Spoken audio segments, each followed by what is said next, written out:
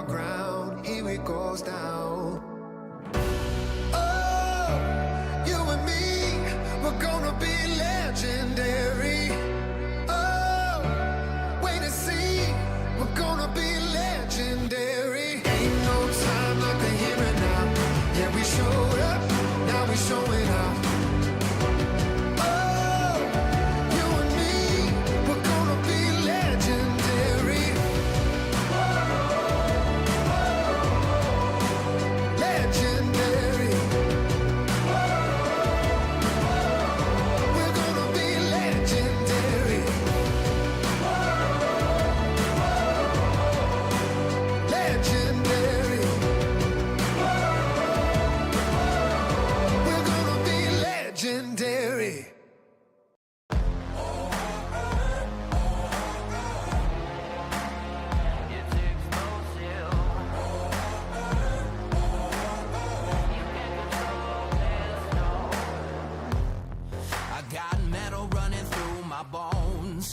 Resurrection like a ghost.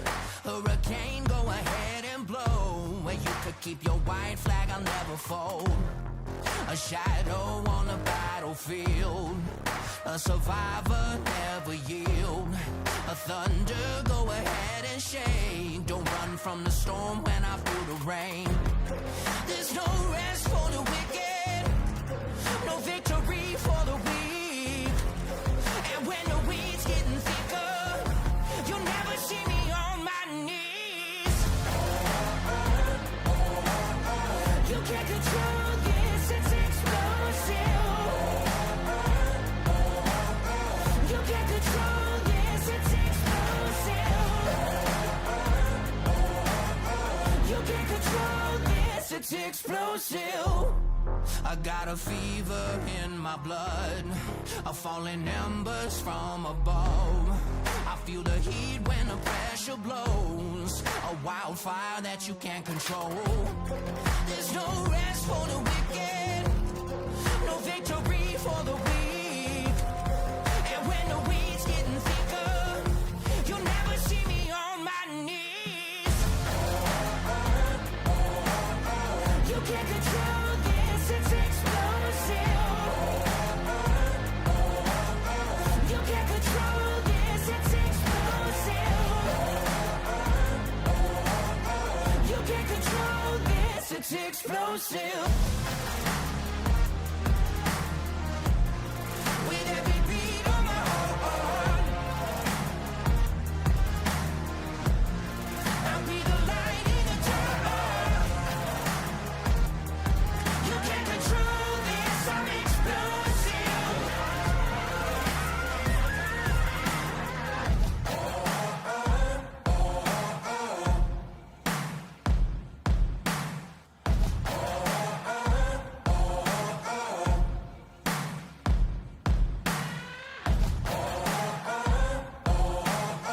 You can't control this, it's explosive.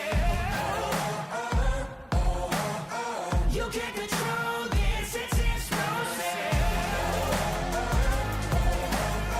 You can't control this, it's explosive. You can't control this, it's explosive. 10 years of speed. 10 years of stories. For the past 10 years, we've been more than just spectators. We've been the heartbeat of local racing, growing alongside the tracks, drivers, and fans who make it all possible.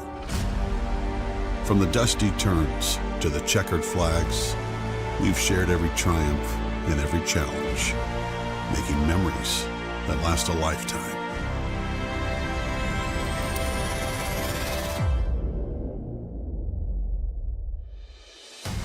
As we mark this milestone, we're not just looking back, we're revving up for the future.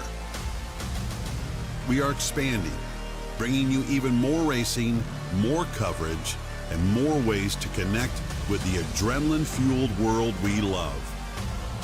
Our commitment to the local racing community is unwavering, and the next chapter promises to be our most exciting yet.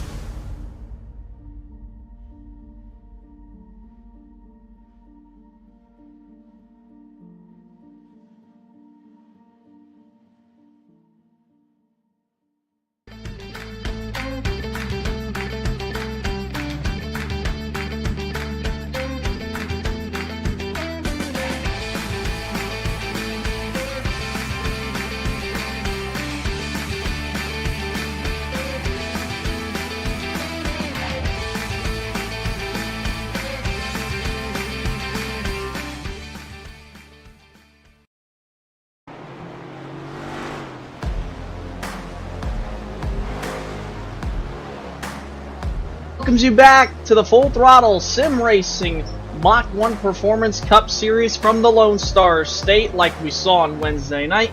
This time for the Generation 7 Cup cars here at the virtual Texas Motor Speedway, where we will go 167 laps here tonight around the mile and a half. Good evening, folks. Jason Rockfell alongside Jeremy Stanley up in the booth. And Charles Wooten, despite the storms, he's back ready to go. Hopefully his shed didn't get blown over that he's building for his RC cars. He's ready to go, pushing all the buttons for us here tonight. And maybe you'll see some cool stuff here from him tonight. Maybe we can get to talk to him, obviously. So, Jeremy, we called an interesting race for the Global Racing Truck League last night, where we only saw one caution became a fuel mileage race over on Nerd TV. What do you think we're going to expect here tonight with these Cup cars at Texas? I hope not the same. I mean, the racing was great for what was provided, but the strategy call with that one caution 20 laps in, it went from a fantastic setup of a race to just logging laps. Everyone was trying to play strategy and keep it calm. So, which is not a bad thing, but when it's for over 150 laps on our end, it makes it a little challenging to keep up with some stuff. But, FTSR, I've watched them race Texas before last year, and always puts on a great show. And I would expect a low caution count again. Hopefully, things work a little bit better for everyone's end. But we had some truck racing last night. It had the new aero package. The thing was great. We saw 2 and 3 lanes being used for some trucks. Don't know how the next gens look here, but in practice I'm seeing people utilizing multiple grooves. So we might have a similar story as far as that goes tonight. Yeah, let's take a look real quick here at the Kaufman Creative weather conditions to see what it's like out here on the racetrack. 95 degrees, track temperature 70 degrees in the air, and that wind speed 15 miles an hour, so that could play a big factor for tonight's race, obviously, with how aerodynamically dependent these cars are as well, like you saw with the trucks. But this race in the daytime compared to what we saw in last night's race at night, and before qualifying starts, let's take a look here at the the Hunt the Front TV race information. No fast repair tonight. 100% fuel load. More than likely, these guys can probably go about 55 to 60 laps on fuel, I would assume. 5 sets of tires, 3 green-white checkered attempts if necessary and need be.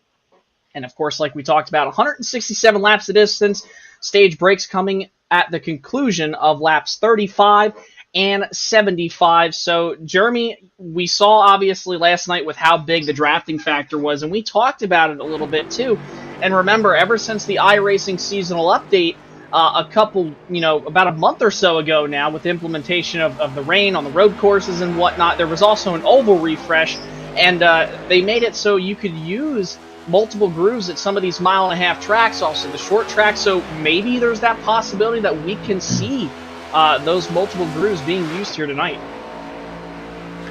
And I would absolutely love to see that. So I saw a couple cars too. That's out. Speed up there.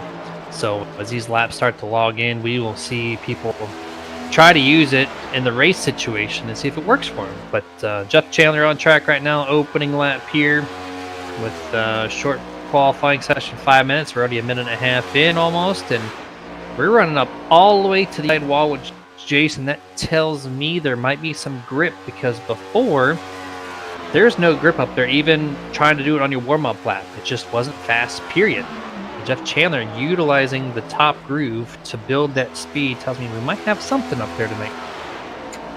Yeah, and obviously you see Jeff Chandler get really wide off the corner, something you don't want to necessarily do in your qualifying lap or even during the race, because you can really wear out that right front. You want to get the car pointed as much as you can to which lane you want to run, and then get as low as you can off the corner. Usually you see a lot of drivers run low to about middle of the racetrack on corner exit off turns 2 and 4. And also Jeff Chandler finished second here just 1 year ago. They did not race in the spring at Texas, but they did race in the fall during their playoff section. Here's Richie Coy, brand new Victory Fuel colors. Remember, Victory Fuel also a big part of the FTSR division. You can go to drinkvictory.com and use code KOY19 at checkout to save 10% off your order. Richie Coy, last year's winner here actually at Texas. And Jeremy, I remember that race really vividly at the finish. I just looked back on it before we started the broadcast. And for those who didn't catch it last year, what a finish. Richie Coy, Jose Acosta battling to the line. Jose dives it into turn number 3, tries to come up and clear Richie, ultimately finds himself at the left side of the 19's door. They both go sideways through the grass, but Jeff Chandler was just far back enough for Richie Coy to cross the line through the grass by literally a car length over Jeff Chandler. So maybe we could see an ultimate finish like we did last year. I love the stats that you can pull out of your head there. I have to go back and research that kind of thing. But, yeah. I mean, if we get an exciting finish like we did in the Xfinity Series where it was 2 1,000ths of a second, I'd love to see something like that. Just some side-by-side overall. Texas isn't really known for that with the new configuration, but if we can get some good side-by-side, I'd love to see it. And this guy right here on your screen, Nathan Bigart, man, what a season he's had to open up for 2024 here at FTSR. Just doesn't matter if it's short track, road course, cookie cutter, super speedway. This guy is typically at the front and showing these guys he's the man to beat for 2024. Yeah, he has definitely been the man to beat. Remember, he came onto the scene last year late in the going.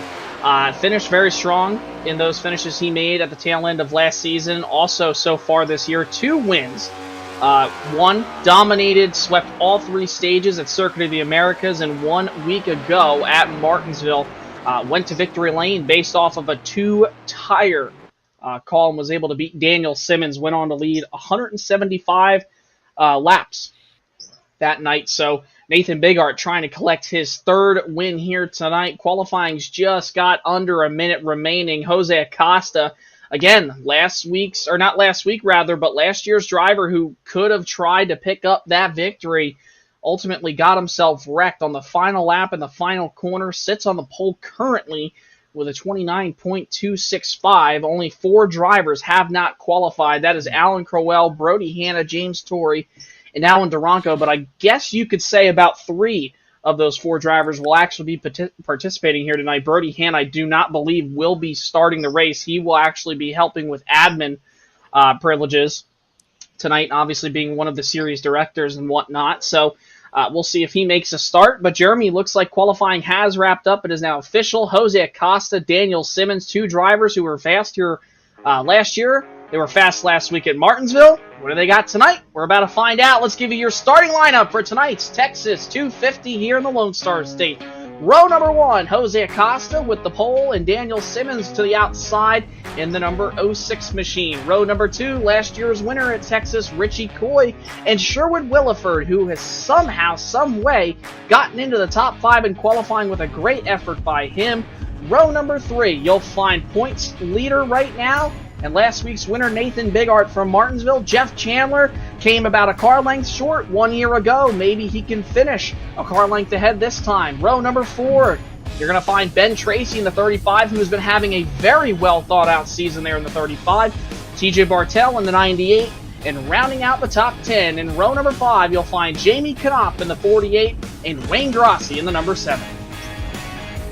In row number 6, we have Colton Gum on the inside, and then Colby Mice and outside at 12th. Row 7, you're going to find Kyle Milliken and James Wallace in the 6-7 on the outside in P14. Row 8, Lane Allen and Joseph Grijalva in 16th. Row 9, you're going to find Ryan Hedrick, and then to his outside tonight, the number 36 of Dave Nestor. And then the 19th and 20th place cars, 57, Joshua Johnson, and the number 3, Brian Burles, rounds out top 20. Rest of your 27-car rundown. Row 11, Brian Dublé in the 37. Tony Solari, who's still trying to look for a little bit of luck this season, the number 11 machine in row 11. Row number 12, you'll find Michael Blackner, James Torrey in the number 6 machine. Row number 13, Alan Duranco, Brody Hanna, who I again believe will not be starting tonight's race, but we'll keep you an update on that shortly. And row number 14, Alan Crowell in the 54 machine, rounding out your 27-car rundown. Again, let's take a look real quick at the Hunt the Front TV race analysis one more time before we get going. Again, no fast repairs, 100% fuel load, looking to be about 55 to 60 laps on fuel. That could be a factor at the end of this race. 5 sets of tires, 3 green-white checkered attempts, 167 laps, and remember the stage breaks will come at the completions of laps 35 and 75. And we're getting ready to roll off pit road this time right here. And there you see the number 24 machine of Jose Acosta. And Jeremy, this is a guy who is really hungry, obviously. He's already got, a win to his name, 2 wins actually this season. Probably the most aggressive driver in this field. I can only imagine that with having this pole for him tonight, he's going to want to stay there, and he's going to do whatever it takes to be up at the front and win this race. He is my favorite driver, unbiasedly here, since he joined the middle of last year, and I'm glad to be able to call some of his races. I just love how he drives. I love the enthusiasm he brings in the post-race interviews once he gets in the tree. I love everything about him. And so starting P1, he's had to work his way through the field the past couple weeks. This time he elects to qualify, and here we are sitting on P1 on the grid here. And then the race really is going to be behind him and right to the outside of him. That number 06 and 19. They are tied in points, second and third. Who's going to be the better one here tonight? Yeah, we're about to find out here. Pace car is going to pull down, make that left-hand turn onto pit road. Virtual fans are all up on their feet. We're about to find out who's going to sling the dual pistols by the end of the night. Green flag is out. We're racing in the Lone Star State with Jose Acosta and Daniel Simmons on the front row heading for turn 1. Looks like Jose's going to take clear possession of P1 here as everybody else files in 2 by 2 by 2. You see that second outside groove already going up to the third lane early on this start. Going down the back straightaway, top 4 single file. Everybody else side by side through top 15. And look at this, Jason. You see that third groove and even touch of the fourth groove being used already on lap 1. I hope this continues on. Yeah, we're definitely going to find out. There's Nathan Bigart in the number 01 machine diving down to the inside of the racetrack on that 31 machine of Jeff Chandler, last year's runner-up here at Texas. Jose Acosta still with the race lead, though. Him and Daniel Simmons have kind of checked out. Richie Coy trying to separate himself from that pack. Sherwood Williford as well is clear, but still going double file. Now back to single file as Chandler makes the outside work on Bigart out of 4. Yeah, a lot of single file at the end of lap number 2 here. And this is typical Texas here. I'm just curious to see if this outside line can do anything early on. People are trying it. I just don't see the results from it so far. And a little 2-car breakaway for first and second, then also third and fourth. They've got about a 2 to 3 car length already over 5th, 6th, and back. And you can kind of see basing is happening here. Ben Tracy runs a little bit low there on Nathan, trying to do something with him early on. Jeff Chandler runs the fast lap of the race that last time around, 29.857, currently sitting in that 5th spot. Remember, got around Nathan Bigart.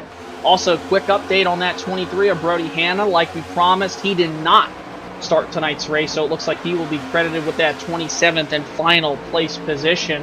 And you see everybody going around turns 3 and 4, single file. I think right now, Jeremy, everybody just kind of wants to ride that fine line, save the tires as much as they can, and then more than likely, as you see a pass on for Colton Gum going underneath the 48 of Jamie Knopf and the Team Conti machine in 1 and 2. I think that's when you're going to start to see guys probably use that middle to outside groove once these tires start to settle in.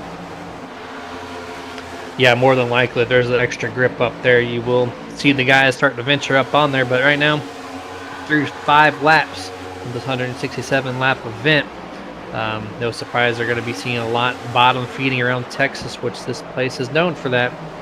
And I'm watching right now the Ben Tracy. He's on the outside there in the 35, and a couple other guys in this top 10 poking their nose, continue to run that second groove. And they're actually maintaining pace, which is a good sign there. Kicking it back to the race lead there. Daniel Simmons in the 06 looking to try to be the first lead change of the night. Not going to get it this time, just by a nose. Jose Acosta holds on to the race lead. LA Motorsports driver Daniel Simmons trying to go for that race lead underneath the Wolfpack machine of Jose Acosta off turn number 2. Richie Coy has a great run on them as well. He'll just hang around right back behind them. But look at this pack start to form up, Jeremy. They were single file, now they're double wide. It almost looks like shades of Atlanta from just a few weeks ago. You see them come down the front straightaway. Coy still battling, trying to keep that third place position. But look at Ben Tracy. He is making this outside lane work, man. He's already up 4 spots. Heck, he might even go for second here on Acosta coming off turn 2. Jose could not hold. Jose cuts off Ben Tracy so close. There almost looked like a Ross Chastain, William Byron incident in the overtime last night in the actual Cup race. But I saw Ben Tracy. He's moving up through the field in that second groove. Jose Acosta, on the other hand, tried to do it, and he could not hold off the really fast Danmans for that race lead. And so cars are kind of dependent on the driving style, if you can run that second groove or not. Let the leaders start the single file back through to get to about 7th or 8th. You see Nathan Bigart on the outside of, looks like Jeff Chandler on the 31, going through turns 3 and 4 this time. They are just 2 by 2 by 2 like they just started the race, Jason. Nathan Bigart may have dropped down 2 spots from where he started. About to lose 3 if Jeff Chandler gets around him. But just because he's lost those 2 spots and he's outside the top 5, don't count this kid out, because he has been so strong all season long. Like we've seen, he's already got those few wins up on the board so far this season. He actually nearly slaps the wall on corner exit. The same could be said for Colby Mice in the number 9 Ford Mustang Dark Horse machine behind them. This is kind of like the Hornet's Nest right here, Jeremy. I've been noticing a lot. Kyle Milliken has been getting a little loose off turn number 2 on the bottom. He's now found his way up to the outside lane, but he's a driver who could very well spoil things. He actually pulls a crossover maneuver, splits the thread right there, threads the needle. Oh, we got 3 wide action. Sherwood Williford nearly bounced off Bigart. They're 3 wide now down the back straightaway. Jeff Chandler looks to the inside. He tucks back in line. But like I was saying there, Jeremy, don't count out Kyle Milliken in the 42 machine. Led 13 laps here 1 year ago. Even though he finished 14th, he had a strong run going until the end of that race. Yeah, he really did there. And I was thinking that Sherwood Williford that last lap was in trouble. That car was loose heavily in 1 and 2. Continued to be a little bit loose in 3 and 4, but somehow has found the speed to keep back on pace with the guys in front of him here. Is this lead? Look at this pack, man. It thinned out real quick for, 2 or 3 laps, and here we are coming to lap 13, and every single car is basically double wide here on the front straightaway, even 3 wide, close cut there. Ben Tracy does take the lead, second lead change this evening, but Jose Acosta is trying really strong on the top to get back to the race lead. You saw Acosta just pack a heck of a lot of air on that 35's door heading into 1 and 2, tried to pinch him down to the apron.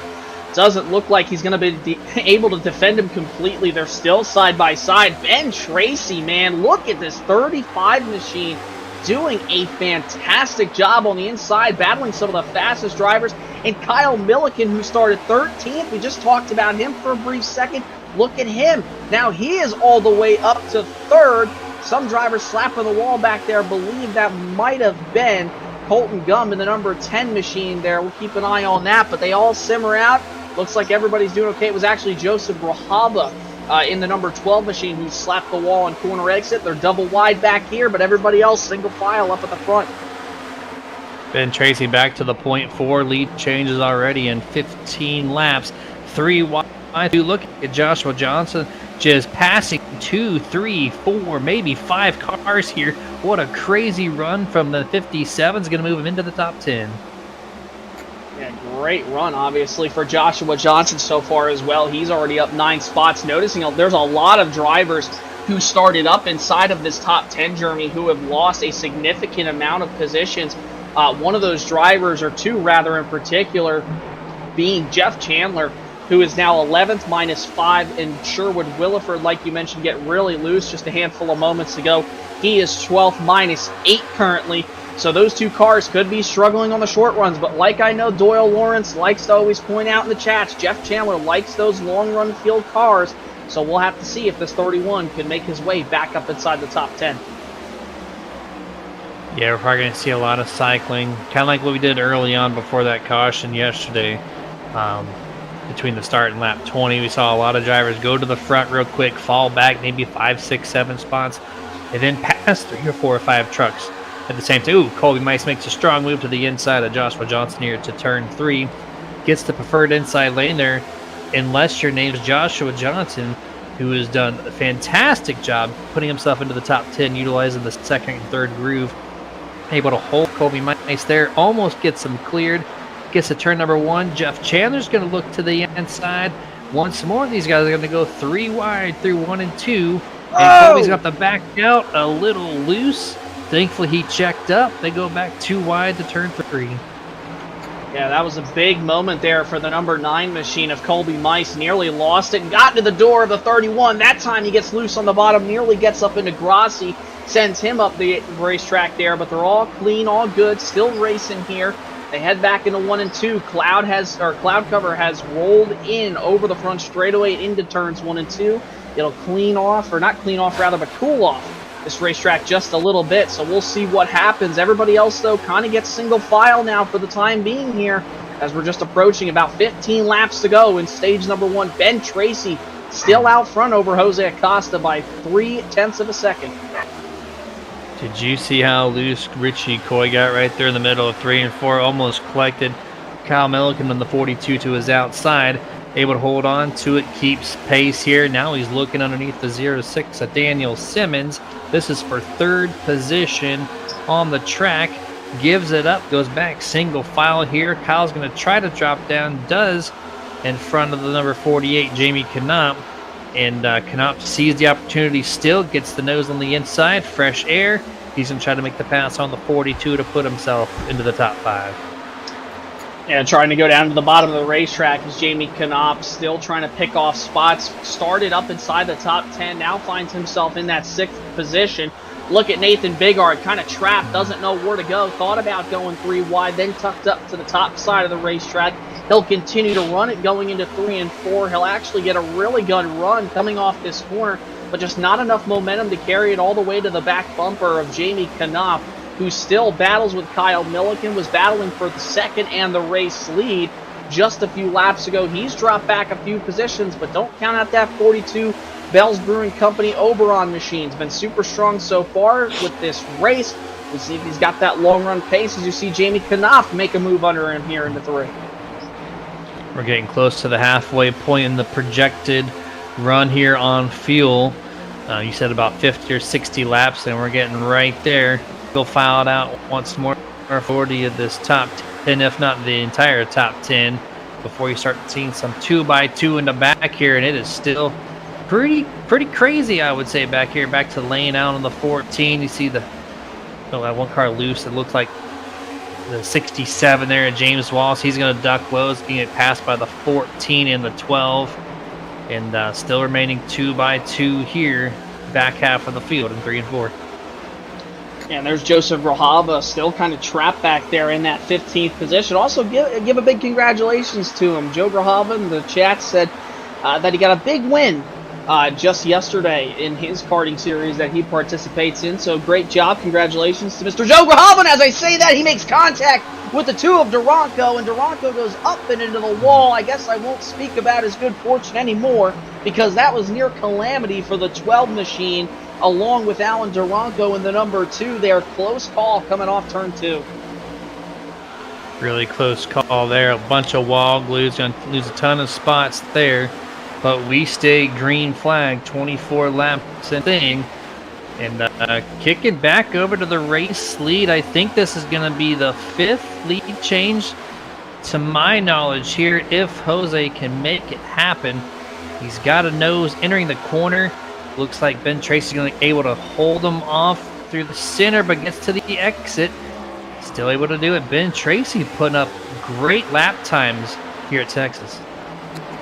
Yeah, 3 lane changes you saw right there on the race summary provided by Virginia811.com, reminding you to dig with care. You saw him get loose out of the corner was Ben Tracy. There's Alan Duranco with the heavy right side damage to the number 2 machine there. He's going to come to pit road. Looks like some Scooby-Doo colors. Reminds me there of the Mystery Sheen, Scooby-Doo's fur color, obviously, giving me big vibes. Some Mystery Gang. Great paint scheme for that number 2 machine. Heartbreaker to see him in the pits here so early, but these guys are still dueling it out for the stage win here on lap 27 of 35 in the first stage. You see the 24 get loose on the inside. Great run, though, coming off the corner. I think he might be able to clear him here coming off turn 4, Jeremy. He's going to give it a try. Ben Tracy's been so strong on the top of 3 and 4, though. Gets a little loose. Going to keep the 24 door-to-door at the line. Ben Tracy able to keep him by a half a car length there. Still keeps it at 4. Lead changes so far through 27 laps. And look at the 35 going up to the 3rd lane, trying to get the grip off the corner. Jose thought about it, did not chop him off there. And then the 35 with a great run on corner exit, goes down the back straightaway, almost passes the 24. A little bit of looseness once more, and also on turn number 4, almost hits the wall, and this is going to allow the 5th lead change to happen. Great recovery there by Ben Tracy to not brush up into the outside wall, but this time takes a really wide arc going into 1 and 2. We'll see if he can get the momentum down the back straightaway. Great run here on the 24, and it looks like Acosta's going to protect that bottom that he has been valuing all race long so far, but Tracy hacks the air right on the back bumper of the 24 machine, gets him a little loose. Tracy works the outside. They both get loose on corner exit here with just 6 laps to go remaining in the stage. I am loving this energy that Ben Tracy is bringing in the top 3, having a fun time. Racing hard, racing clean. Drove Jose really tight there through 3 and 4, trying to get him arrow loose. And did not do it that time. But look at the number 06, Daniel Simmons, running along the outside of Richie Coy. So close to each other on corner entrance. They're going to come through 3 and 4. Richie a little bit loose. Direct heat. But has a nose over the 06, has him this time. Back into 1 and 2, you see Coy just trying to wrap the outside lane like he's been doing the last couple laps on Daniel Simmons. Brings Nathan Biggar. Oh, they make contact off turn number 2. That could have been Calamity Corner. But you see the 01 of Nathan Biggar power to the outside, tries to get around the 06 machine. And the 19 scoots away in 3rd. Bigart's going to pick up the 4th place position. Simmons falls back to his LA Motorsports teammate of Jamie Knopp. And it looks like Jose Acosta is trying to set sail with the lead here over Ben Tracy. But don't count out Tracy just yet. He travels up the racetrack. Coy to the bottom. It gets really loose on corner exit. Oh, and he almost got right up into Nathan Bigart there off 2. Yeah, I mean, I think Ben Tracy has used this stuff up a little too much. He gets to the bottom of the corners 1 and 3, but his car scoots up a lot earlier than some of the others right behind him. That tells me that things running a little bit tight, maybe overheated the tires. And Jose Acosta now has a 6 car length advantage over the 35 here with just a couple laps left. Page in. And you notice something, Jeremy, here as we're approaching just 3 laps to go in the remainder of the stage. Or 2 actually, and the 24 is having a lot lower exit off corner exit. I said that twice, but off turn number 2 there, and that's the thing here at Texas that I don't think a lot of people realize. And if you've ever driven on the sim and you've noticed that you try to exit to the outside wall on corner exit, it just kills that right front. And I believe this is why this 24 is starting to pull away. You see him right there, exits in the middle of the middle to bottom lane. Everybody else, though, just drifts up top. I think their tires are just shot. Yeah, it's a combination. It's a really tough corner. It does flatten out really early on corner exit turn 2. And as we got the 1 to go here, I do believe on the stage. But yeah, it's just if you let the car sweep out too much, it somehow causes excess tire wear because you're driving a little bit faster. If you turn the wheel too much, it also causes some tire wear.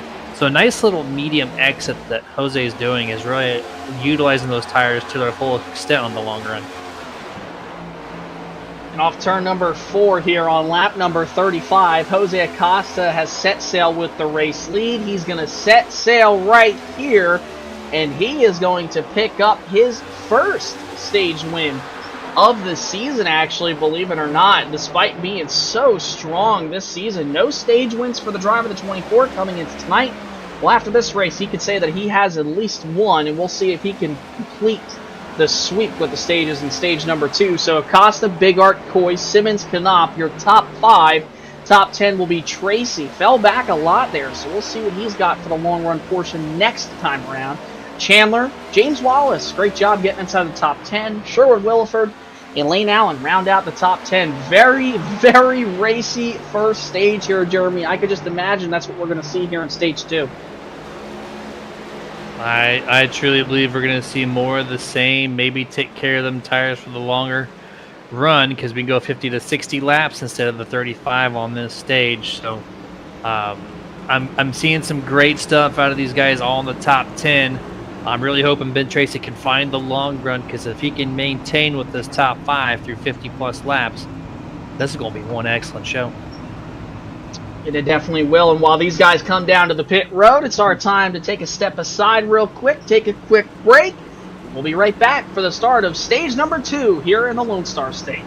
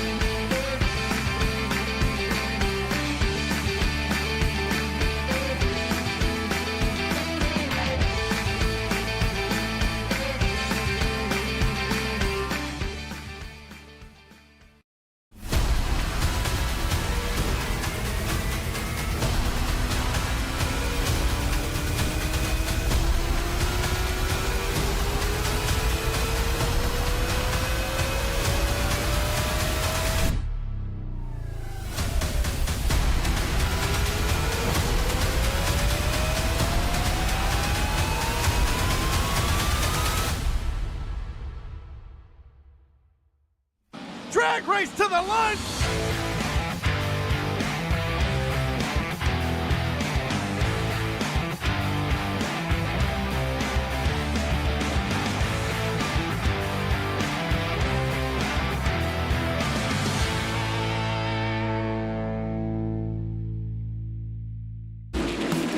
We're a racing family that you can trust on and off the track.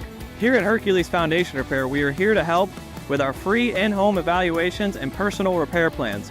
So if you're looking for foundation repair, go online or give us a call to schedule your free inspection.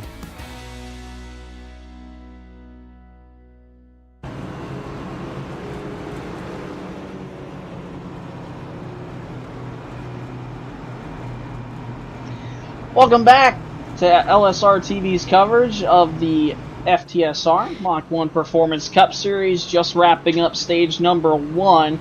Jose Acosta, your stage number 1 winner. It looks like we had a taker that stayed out under those pit stops. Looks like James Torrey is going to find himself from 23rd, 24th, all the way to 1st. Jeremy, we saw how crucial tires were in yesterday night's Global Racing Truck League.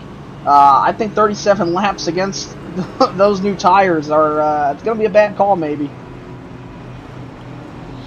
Well, we saw it done last night with 20 laps. 36 laps is a lot worse. So do not expect this 6 to maintain up even in the top 10 after probably 5 laps, I would say. Going to drop back kind of quickly. But that always begs you, like, what's the strategy call on this? Well, here we go. Never mind. We're going to drop to the back. He heard us talking about him. He's like, all right, I'm going to come down pit road and resume Jose Acosta as your race leader. Just wanted to pick up that bonus point for leading the lap. Yeah, definitely possible. I remember, I believe that they, here in the FTSR league, they actually still do run the bonus point system for leading either the most laps or just leading a lap in general. So that's always very crucial to see guys lead laps and stuff like that, or at least have the most laps led at the end of these races. So maybe we'll see. I don't know if Brody Hanna's watching. Maybe he can give us some clear insight onto that. I remember last year, though, I believe they did. So we'll see if that's still implemented. But here we go. Stage number 2 is about to get underway in just another half lap. Jose Acosta. Nathan Bigart has now made his way up onto the front row, and we talked about how he fell back in that first stage a little bit, climbed back up through the top 10 rather, finds himself second here on the restart. You'll have Richie Coy, Daniel Simmons there in row number 2, Jamie Knopf and Ben Tracy in row number 3, and then you will have James Wallace, Jeff Chandler, Sherwood Williford, and Lane Allen. Your top 5 here, so this should be interesting. Looking through the rundown, Kyle Milliken, we saw him up at the front. He has now dropped all the way to 20th on the leaderboard, so we'll see if he can make his way back up to the front because he was so fast in that first half of stage number 1. But here we go. Pace car has made its way down to pit road, and stage number 2 is about to get underway. Barney the flagman waves the green flag, and we're back underway here from the Texas Motor Speedway, and Jose Acosta gets a great restart. Richie Coy is somebody who did not believe he may have missed a shift.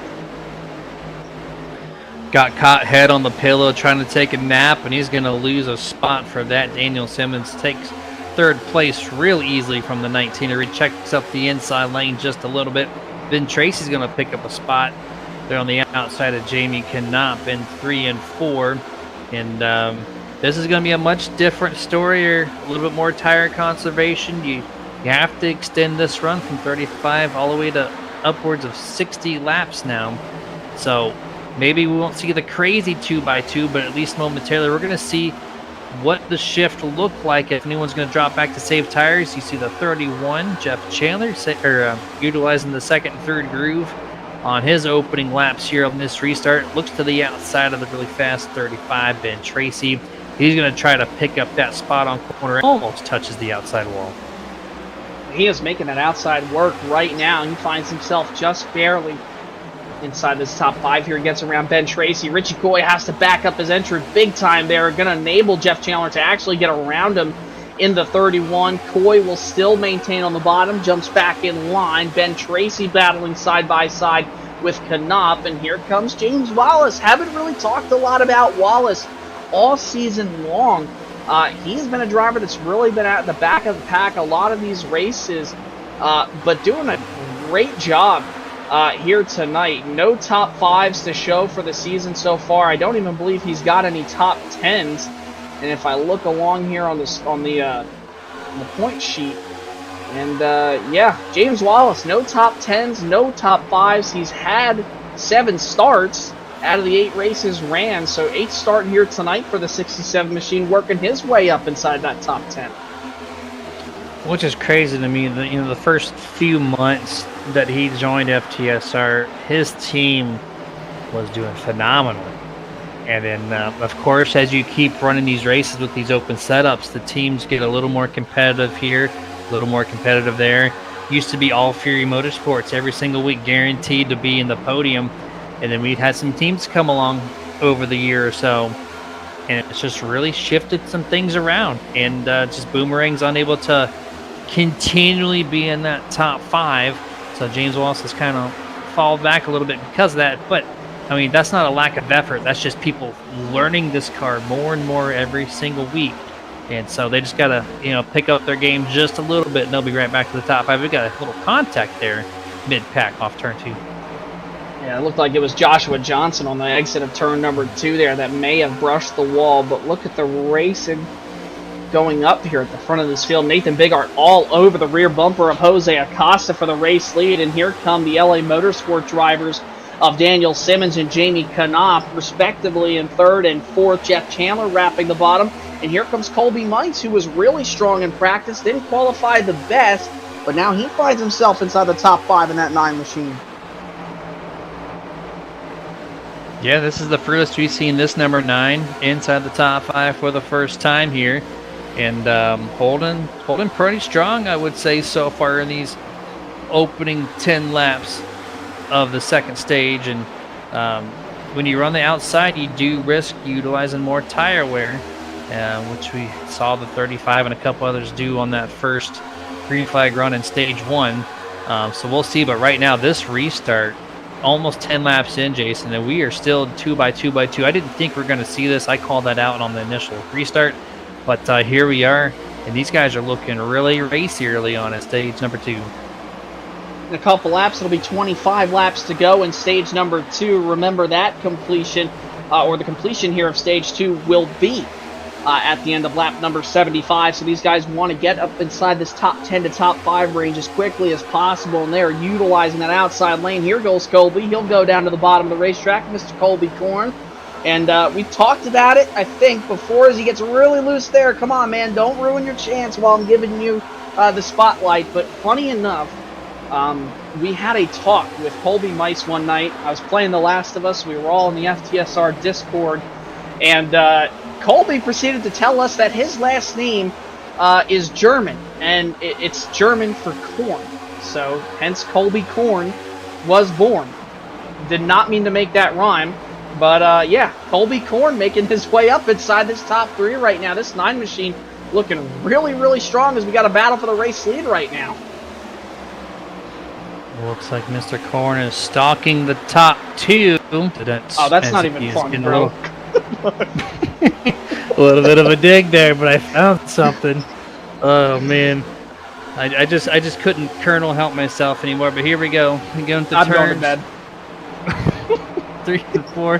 He's still making progress on Jose Acosta right now, and Jamie Knopper, I'm sorry, as the 48's made strong efforts here to put himself in the podium position. Currently at the end of lap 51, and front 2 still side by side, giving each other a ton of room, but still running the same lap times. Really impressing me here at Texas, and you see the field there, just staggered 2 by 2 by 2. They're just being, I think, a little bit held up by the race leaders, duking it out here. And up front, it's causing a lot of great racing for us to watch here tonight. Yeah, not only is it causing a lot of great racing here, Jeremy, it's also the fact is that those 2 cars that are out front, you get side by side, you stall out so much. And I think that's why we're still able to see drivers like Colby Mice, Nathan Bigart, Josh Johnson now up inside the top 5 battling with Ben Tracy. They're able to kind of get into that draft wake of either lane and start to make their way and creep up to the top 2 drivers. And they're still side by side off this corner. And Nathan Bigart running right behind Colby Mice, and they head back into turn number 1. Colby Mice is right there, Jeremy. He is right there and just waiting for this, 48 versus 24 session here at the front. These guys now 5 consecutive laps side by side, not giving up that race lead. And so whenever one of these 2 finally decide to break free, we might see some shifting here on the top 5 to kind of take over where they can. But I am just super impressed, Jason, that the 48 Jamie Knopp, who was struggling to get himself near the top 5 in that first stage, comes into stage number 2 and is holding on. He must have made some type of setup change or something, because that car has come to life in stage 2. Yeah, it has definitely come to life. And I mean, the same could be said for that 57 machine of Joshua Johnson. Look at him in that 6th place position, was inside the top 5. He's up 13 spots from where he started, and you see him brush the wall again in the entrance of turn number 1. That's not uncommon. It does happen here because that outside wall comes at you in a hurry come the entrance. And there he goes again, slaps the wall off the corner. Come on, man, again, don't do anything that's going to put you in a bad situation while I'm giving you the spotlight. And you see Josh Johnson drops back to 7th right now, but a great run for the 57, great run for the 67, the 35, the 9 machine. Drivers that we're not really used to seeing up in this top 10 here, Jeremy. So far, they're having great runs here with just less than 20 to go in the stage. Absolutely loving it right now. Major contact. I think that was 19, Richie Coy. That car hit decent amount. Of course, the white puff of smoke off the wall is normal when you get close, but it looked like he hit that a little bit more than what you would want.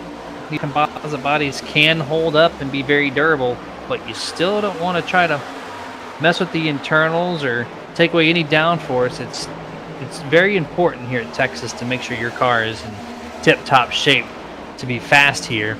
And it looks like it hasn't scrubbed anything yet from that number 19. So we're going to go 3 wide into 3.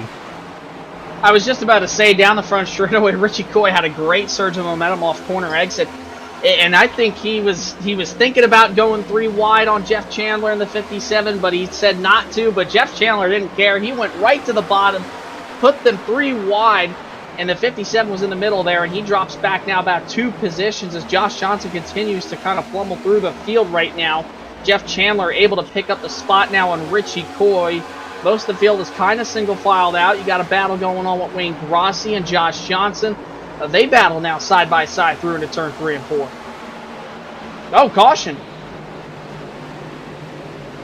Not planned, I do believe. We're going to see, there we go, 37 Boomerang driver Brian Day sideways in turn 3. And I think I saw a white car well exit the camera angle. And we're going to see if it's that 47 or somebody else. Come through turns 1 and 2 here on the LSR TV replay. And 3 wide. Oh, ooh. And then Brian just came down across the nose there of Colton Gum. Nowhere to go for the 10, and it puts those 2 into the wall in turn 3. Yeah, maybe we can take one more look at it, possibly from the angle of the 10 machine.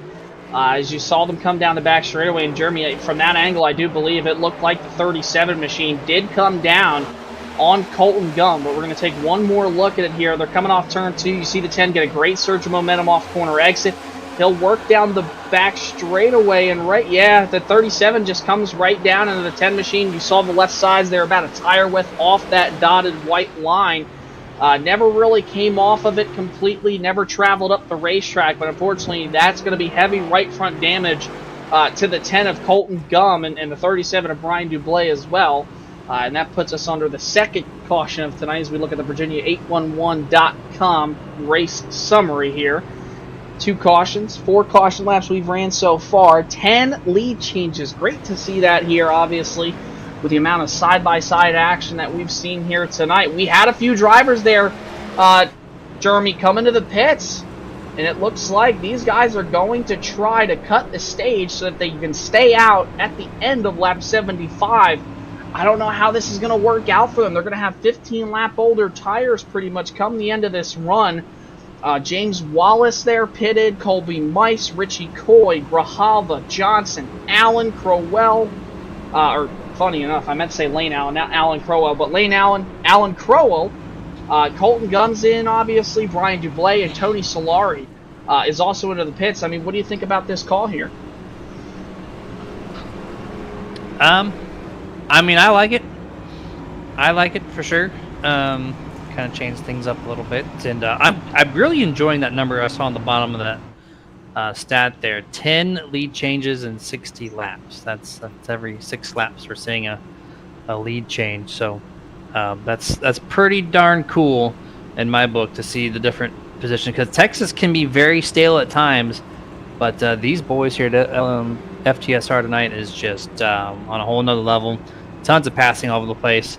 I knew I expected a little bit from that truck race we watched open up last night, but 10 through 62 laps now, I am thoroughly enjoying this.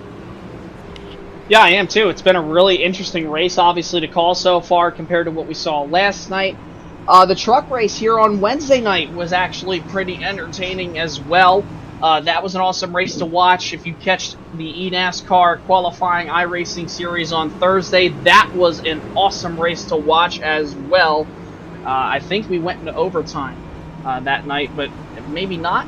I'm not too sure. My memory is not the best, but then again, Jeremy always says I somehow end up pulling stats out of my butt like crazy. I don't know how I do it, but somehow I do. So, but yeah, those were some great races to watch. These Cup cars here tonight, Jeremy, this is actually the first Next Gen or Gen 7 race that I've called here this week. Really liking the racing that I think we're seeing so far here, and I can only imagine it's going to get racy. But again, come the end of stage number 2, that's when these guys got to lock in, and I always say, you're going to separate the men from the boys. You're going to see who's got that long-run car, because I think that's what we're going to see. I don't expect us to have a ton of cautions from lap 75's completion all the way to 167. That just gives you under 100 laps to go until the end of the race. You're going to have to pit one more time, obviously. It's going to be interesting and could be a strategy game with these guys that stayed out and then the guys who just pitted on lap 60. Yeah, we'll have to see. Like we thought the 6 was going to try it. He decided to come down pit road, and so now we're going to see a little bit of what's going to go on here on this restart. They're stacking them up, so that means there are going to be 1 to go. Next time by, we'll get the green flag to resume this race on lap 64, just shy of 100 laps left in this event. And yeah, we're going to see how this strategy calls out for some of these guys, and it'll be a make or break moment in this race. Yeah, we're about to find out here as my dog is now barking. So sorry about Falcon. I know that the puppy's barking. Charles is going to come over my ear any minute now and say, "Oh, puppy's got to go out." So we'll get that taken care of. Jose Acosta, Jamie Knopf, they're going to restart here on the front row. Nathan Bigart, Daniel Simmons, row 2. Row 3, you're going to find Ben Tracy, who is still having a great night for that 35 machine, alongside the 31 of Jeff Chandler. Sherwood Williford started up inside the top 10. He has made his way back up inside of it in 8th. Then you have TJ Bartel and Kyle Milliken there, who, like we talked about, was going to try to make his way back up to the front, was 20th at the start of the stage, now finds himself in 10th in the number 42 Bell's Brewing Company Oberon Ale Toyota Camry XSE. But here we go. Coming to the restart zone, green flag is back out in the air. 12 laps to go in stage number 2, and they almost door each other going down. Ben Tracy through the grass there, Jeremy. Yeah, it looked like Jose might have touched it, but Ben Tracy dipped both of his left sides definitely into the grass there. Got a little squirrely, able to maintain it and hold on to the top 5 momentarily here. This is going to be a crazy little bit of laps to see who's going to win stage 2. Too wide here. Oh, looks like Nathan almost made contact.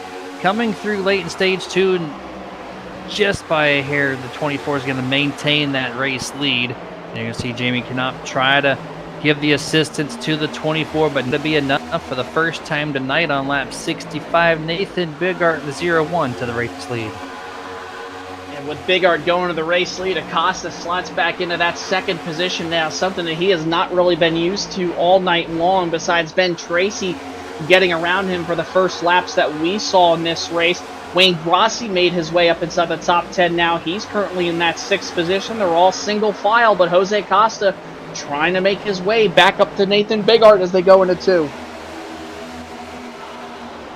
And these guys momentarily have kind of a couple cars started with Wayne Grossi and a couple more behind, and then Michael Blackner and one other car, the lime green one there. Couldn't tell who that was exactly. I should know that by the color, but I don't. By the way, 3 cars making heavy contact on corner 2 exit. But I was going to say is every time we've had a restart, they've had a momentary glimpse of just going single file, and then they go right back to double file. So I don't think this little race here to the end is over. Yeah, it's definitely not over yet now with less than 10 laps to go in the stage. Nathan Bigart has checked out on Jose Acosta by just over 0.3 of a second as they wrap around 3 and 4.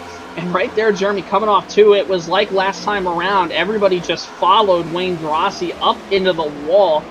Very odd circumstances that you saw there. TJ Bartel in that Interstate Batteries machine, I believe. He hit the wall in that 98 machine. I believe Richie Coy did as well. As you see them all come off turn number 2 now, the pack has kind of been separated into 2 with the race leaders from 2nd back to about 5th. And then you have Wayne Grossi, Jeff Chandler, and then obviously Sherwood Williford battling side by side with Kyle Milliken for 9th. Here we go, a little bit more side-by-side action going here, closer and closer to ending 2nd stage here. And this little mid-pack right around 10th place typically is where we're going to see the action if it's not for the race lead.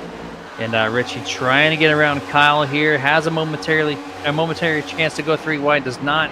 Going to hang back behind James here in the 67 through 3 and 4, laying out really close to the inside rear bumper of Kyle Milliken. Gives it up. They go back single file once more as we're on lap 70 now. Yeah, everybody just kind of running single file. Only 6 laps to go remaining here in stage number 2, and it's still Nathan Bigart all the way up at the front of this field currently right now, and he is now pulled out by 0.5 of a second, just over half a second here. As we approach now 5 laps to go in stage number 2. There's the 06 of Daniel Simmons. He's able to get around his teammate Jamie Knopf. That's for the 3rd place position, and then Tracy as well lurking right behind him there in 5th. Yeah, a little 5-car break for the race lead. There's a big gap of 2 seconds almost separating 5th and 6th place, and a lot different than what we have seen prior. That probably was caused from that when the 7 Wayne Grossi hit the outside wall in turn 2 about 10 laps prior. Separated this field for the most part here, kicking it back midfield. Speaking of which, there's still a lot of 2x2 action going on in this part of the racing surface. 14 going to hold off Sherwood Williford that time, and they're still 2 wide behind them.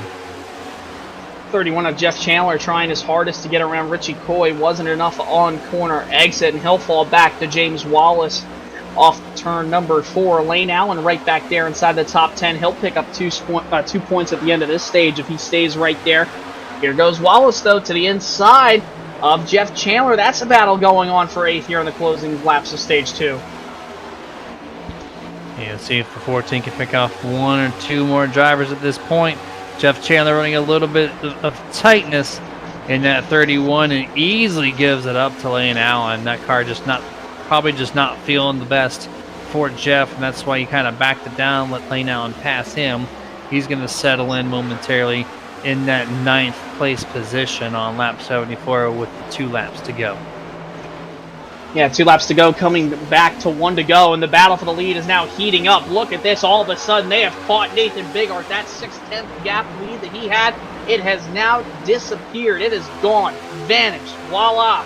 Daniel Simmons right behind Jose Acosta. They have worked together to catch the 01 of Bigart. 1 lap to go in the stage. Acosta works to the outside lane. He'll pack air right on the door of Bigart, who gets a little loose.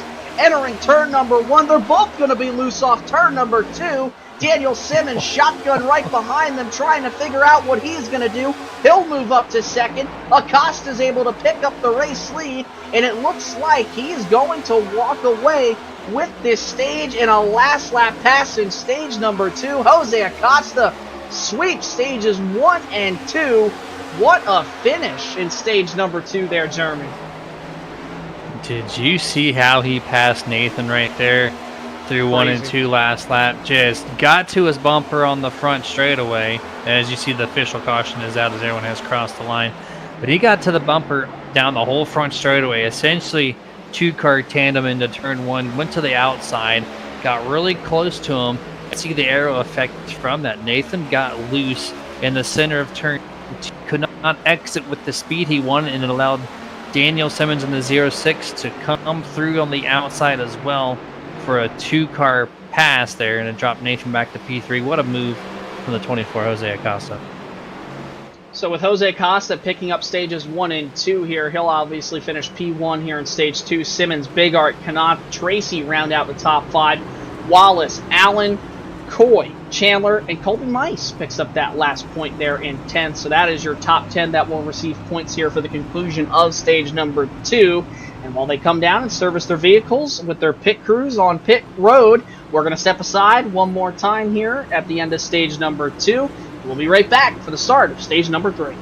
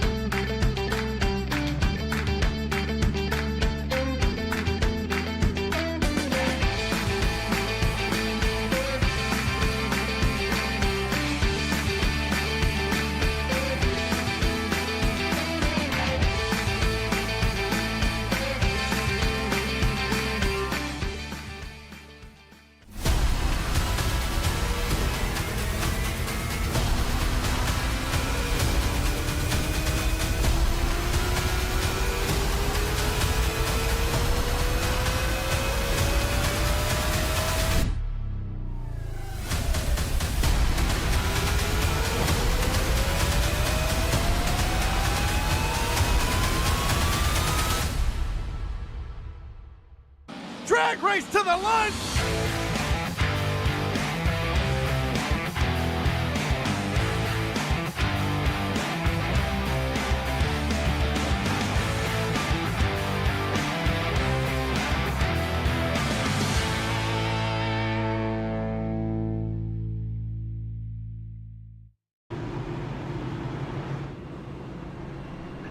Welcome back, ladies and gentlemen, to LSRTV's coverage of the FTSR Mach 1 Performance Cup Series here. Race number 9 from the Texas Motor Speedway here down in Fort Worth, Texas. Mile-and-a-half D-shaped oval. Jose Acosta with the race lead. Looks like Ryan Hedrick's going to get that Lucky Dog Award. You see him in front of Jose Acosta, so he'll get the wave around here in just a second, or at least he'll be coming down pit road, and then we'll drop to the tail end. So Jose Acosta able to pick up that stage win. Both stages, actually, 1 and 2, like we mentioned. And, Jeremy, we were just talking about it, or at least I mentioned it for a brief second while we were under commercial break, and those guys who pitted at lap number 60 that I thought were going to try to stay out, they just didn't see it working out for them there at the end of the stage. I mean, the highest I think we saw somebody get, I think out of the guys who pitted on lap 60 was maybe like 7th or 8th, so definitely something to note for if you're a lot of these drivers that want a shortcut. Yeah, with the way these guys are racing each other right now and the multiple grooves and this and that, like, there's just a lot of excess tire wear that's going on right now. And so doing the shortcut on the pitting, I think, is going to hurt you way more. You just kind of want to run that race a little bit more to, the long run situation. We're through the short stages. We got the long one left over. So if we go green like we have been for the most part, we're going to see a good chance anyways of a green flag pit stop, which will put you in that 60 lap range that I accidentally called for stage 2, which that was a short stage, my bad. But this time it's definitely going to happen unless there's a caution midway through. So if you race each other a lot, you're going to really scrub those tires off, and you're going to tell yourself to short pit to eliminate that damage. But then you get back out there and you're going to do the same thing, and then your car is just going to not be good at all. So just a little bit easier on this start, run up a little bit, and maybe have a little bit of fun, but that tire management game where you're good rest of your night. Yeah, we're going to find out and see here what these drivers have for stage number 3, lap number 81, all the way to 167. So just under 100 laps to go, basically, when we restart this race here. Acosta, Bigart going to be the front row. Row 2, Simmons and Knopf. 3 will be Tracy Wallace. 4 will be Allen and Chandler. And 5 will be Mice and Williford, rounding out your top 10. Jeremy, who do you got? That guy sitting in P1 sweeping both stages, that's an easy pick. But I have nothing against it. I mean, you could choose a 0-1 or maybe even Jamie Knopf. But outside of that, there's been no strong competition for this 24. And so I really feel like Jose has the best chance right now to take over Texas. How did I know you were going to say that? I just knew it. In all my heart, I shouldn't have even asked. But hey, we'll see what he can do here. He'll be the leader. Restart is underway. And Jose will jump out to the race lead. Almost clears Bigart back to turn number 1. Daniel Simmons looks for a second underneath Bigart, but not able to get there. Bigart tries to wrap the outside. 4-car breakaway here on the race lead. Oh, a lot of cars on the outside of turn 2 hitting the wall. I think 5 or 6 of them did some type of damage. We saw a couple of cars get loose on these cold tires. Didn't really expect to see that, but this might change a little bit of how this race goes on. And did not affect these top 2, though. Nathan Bigart on the attack early, trying to get back around this 24, and gives the entrance up into turn number 1. Gonna go a little bit tighter on exit turn 2. Jose just has such a strong car, Jason, able to go fast corner entrance, and usually you see that flip-flop on corner exit, but now Jose has this thing hooked up right now for the short run. Yeah, he has definitely got this thing hooked up right now, but again, we're going to separate the men from the boys if we do go to the end on a green flag cycle to see who has got that long-run car. We've seen Jose Acosta does. It looks like Nathan Bigart kind of lights himself up in the middle of the run, but then towards the tail end, like we saw at the end of stage number 2. He had a near 6/10 of a second gap back to Jose Acosta, but coming to the white flag in stage number 2, Acosta dwindled that down to nothing. He was able to pass him in turn number 1 and then through 2 to pick up the race lead, and also sweeping stages 1 and 2. So we're going to find out and see. I still, Jeremy, don't think so far we have really seen a clear favorite. I mean, you could make an argument for Jose Acosta and Nathan Bigart both as to them being the favorite, but I really think if there's anybody who has got a really good shot at winning this race, who has just driven really smart tonight, he hasn't had any issues, but he's been there all night long, would be the 35 of Ben Tracy. I mean, he battled for the lead. He had the lead for a few laps. He's led some here tonight. But obviously, he did not look like he had that long-run pace. I say Ben Tracy might go to victory lane here tonight. I'm going to play a little fairness here. I picked the clear-cut obvious one, at least so far in this race, right? A little unfair. So I'll go out on a limb. I'll pick someone different. That you have a great pick there, the 35, and I think if you can get that long run set up, he can do it. He has a solid chance. I am going to say 06 Daniel Simmons. Been tinkering with the top 5, top 3, and with his first long run here, Daniel typically has a good long run set up underneath him each week, so I'm going to go on my underdog pick here for the 06 Daniel Simmons. And LA Motorsports is now taking the race lead, and though it might not be Daniel Simmons, it's his teammate Jamie Knopf, who has now put 5/10 of a second on Jose Acosta, was able to pass him off turn number 4 just one lap ago. And that number 48 machine, Jeremy, he ran his best lap of the race just last time around with a 29.742. It's not James Wallace's 29.642 who has the fastest lap of the race, and now he's starting to come to life in the third. But that 48 has definitely got a great short run car right now. Oh, he really does. He contended early in stage 2, did an excellent job battling Jose and a couple other drivers, and just kind of fell off. And right now he is launched out of a cannon as he has either changed that setup some more, like he did between 1 and 2, which I feel like he did.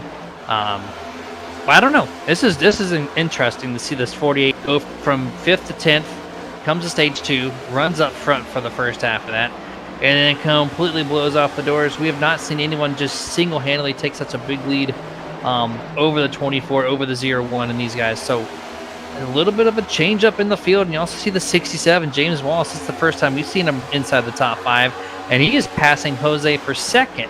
So this is either the long run, playing it easy on your tires, or we've had some crucial changes made on pit road to make the 48 and the 67 and some of these other guys a little bit faster. James Wallace has not finished inside the top 10 since Daytona, back at the beginning of this season in his dual race. And since then, Phoenix, last year, the season finale, was able to finish 8th. We saw him have great success at Phoenix last year, running really strong in the spring race, ran really good in the fall race as well. So James Wallace might be a clear favorite tonight, late in the going, a surprise favorite, if you could say. And Jeremy, look at the gap that he has grown on Jose Acosta, and look at the gap dwindling between him and the race leader, Jamie Knopf. I am going to say this is a long run set. Oh, never mind. We got a caution here. It looks like the number 9, Colby Mice, heading to the outside wall of turn number 2. I was going to say this is them setting up for a long run here, but that's going to be short-lived as we go to the ATVO replay for LSRTV. This is the number 9, Colby Mice, on the front straightaway, heading to his parking spot in turn 2. And, well, it actually looks like Colby just tried to fit his car into a spot where Wayne Grossi was, and wasn't really welcomed and got sent out to the top side. Yeah, it looks like he just came right down in front of Wayne Grossi. Here it is from the opposite end of the racetrack, just half a lap prior. The 7 of Wayne Grossi just gets a great run here down the front straightaway. And then entering the corner, it's like the 9 machine just went really high on entry, braked very early. The 7 closes up that gap, and then He thinks that the 9's going to stay high, but ultimately Colby comes right down. They're all able to save it. Great job by everybody. Great job by Colby to only just barely tap the wall with that right rear bumper cover and fender. So he's able to recover. But Jeremy, this is what we were thinking about these long runs. These guys are right on the number pretty much. It's going to be really tight here from the end of this race if you're pitting right now. Yeah, I'm actually glad we saw that aerial replay there from Charles pressing all the buttons back behind the scenes, and I thought he hit the wall a lot harder than that. And no, he just kind of little right rear damage. I think that's going to be 100% repaired for that number 9. He should have no problem other than getting through the field. He's going to have a lot more work ahead of him to pass a bunch of cars. But interesting to see if any other drivers make some changes here. 48 comes out there. The number 12. Did he take 2 tires there? It looks like he's going to try to shortcut and put himself in the front here.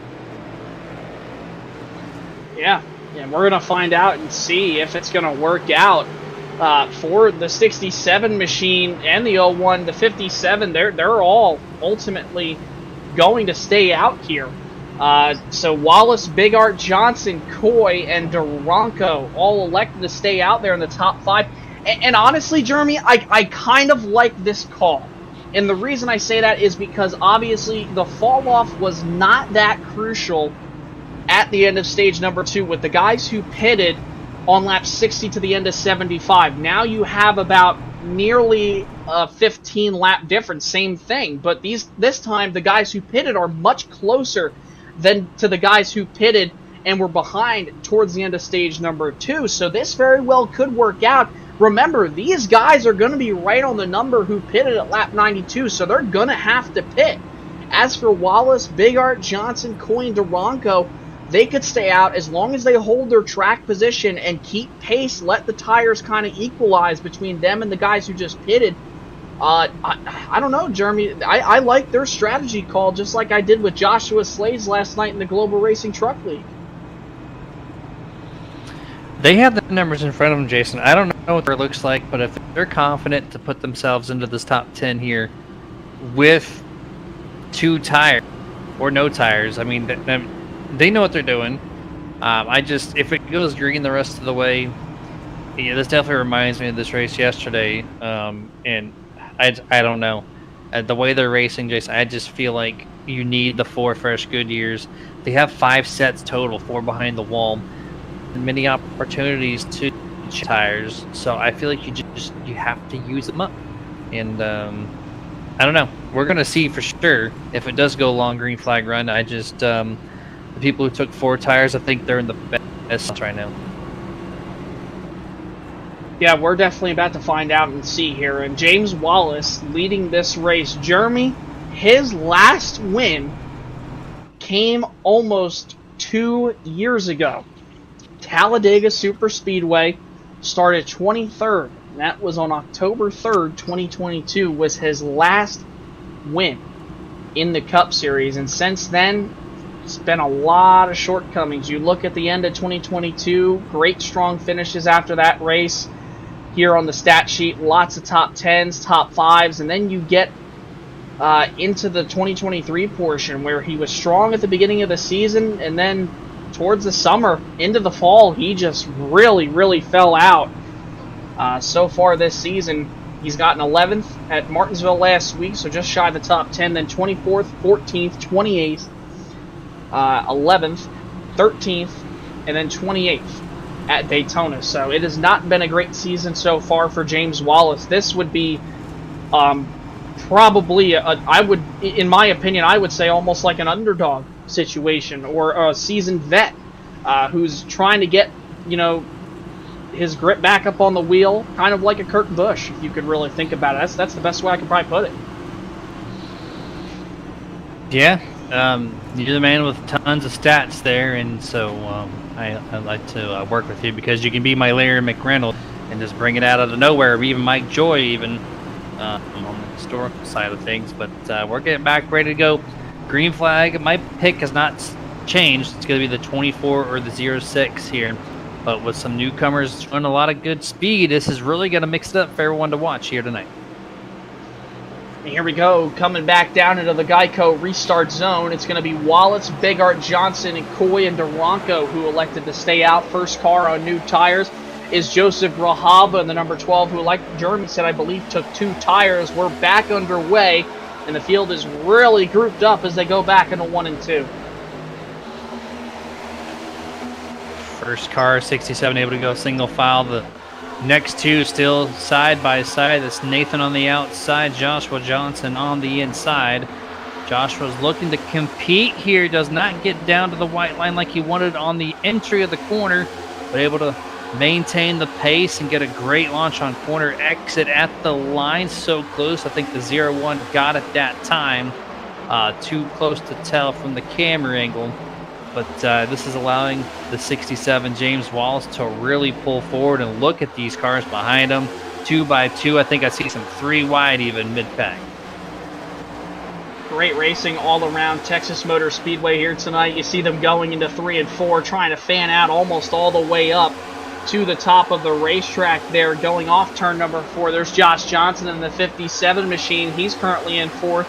Jamie Knopf making a move underneath the 2 of Alan Duranko, who, remember, like we saw earlier on in this race, slapped the outside wall really hard, had to bring it to... Oh, we got a big crash! Back straightaway! No. Massive pile-up. Joseph Grahava, Ben Tracy, Jose Acosta is involved. The Dominator all night long. No. And they all create a parking lot party coming off turn 2. Are you kidding me? This race has been so fun and so clean. I guess all good things must come to an end here, and it's going to be at the bottom of turn 2 exit. And we're trying to find who started. It looks like Jose trying to drive to the field, gets in the back of Joseph Grahava, sends him around, and then just look at the mayhem that ensues. Ben Tracy, Jeff Chandler, some really fast cars in this parking lot here. So about 6-7 total, multiple fenders coming off here. And this is the big one here, Texas. It looks reminiscent of that 2021 NASCAR Cup Series big one on the back straightaway when the 42 machine, I believe it was, of Ross Chastain that got turned around off the corner. But, you know, I'm just going to say it. Wow, man, there was a lot of good cars. Jeff Chandler involved, you see. Daniel Simmons. Man, Nathan Bigart is now coming into the pits as well. So is Alan Duranko, Kyle Milliken. And we're going to take one more look here at the replay from Ryan Hedrick's point of view. But listen, I'm going to quote Larry McReynolds, or it was Mike Joy, after I believe it was the 2007 All-Star race. Remember when Kurt Busch and Kyle Busch tangled down the front straightaway into turn 1 in the All-Star race? Jose Acosta I'm referencing. That boy's got a lot of talent if only he could learn how to harness it. And I say that because, like we've seen most of this season, even at the tail end, half of last season, Jose Acosta, probably arguably one of the best, if not the best driver in the field. He will put himself in scenarios like this where he has to drive the wheels off of it and ultimately just becomes his own worst enemy right there, as you saw coming off turn number 2, Jeremy. Yeah, you called him, I think, early this year, the Ross Chastain of FTSR, and that is such a fitting comparison between the two. And yeah, you have tons of time, right? They're just at 68 laps to go last time by. That's still a ton of time to get around some guys, but he just pushed the issue a little too much there, 1 and 2 when he didn't need to, and you know, paid the price for it, and costed 6 or 7 other teams some repair bills to go along with that. And it took out my 2 picks, Daniel Simmons and Jose. They're both in there. And you saw that onboard from Ryan Hedrick. And he was so close just to skim by on the inside, right up against the wall. Just barely made some right front fender contact. That could have been huge if you would have avoided that entirely, but unfortunately did not. And a lot of damage to be had on this caution here. Yeah, big pile up there coming out of turn number 2 that Jeremy's referencing. Obviously, if you're joining us now, race number 9 of the season for the Mach 1 Performance Cup Series here at Texas Motor Speedway, and it has been a great one. We just had a big, massive pile up coming out of turn number 2 that started when Jose Acosta tried to get back through the front of the field after pitting. taking 4 tires. Some stayed out, some took 2. And while trying to get up to the front of the field, ultimately ran right into the back of Joseph Grajava, sent him around in front of the field, and lots and lots, and I mean lots of great cars all night long basically got their hopes diminished in just a split second, and it was not something that you would want to see here. Let's take a look real quick here at the Virginia811.com race summary. So far here tonight, there's been 5 cautions, 16 caution laps out of the 101 that we've ran, 14 lead changes continuing to go up, always a great sign. And I mean, Jeremy, both of our picks right there pretty much just got taken out in that wreck. I mean, maybe somehow, some way, Jose or Ben Tracy can make it back up to the front, but I don't see that happening. Some of them are now starting to come off pit road, so they don't go a lap or 2 down. I mean, with all of who we got left up here, man, who do we think's got this?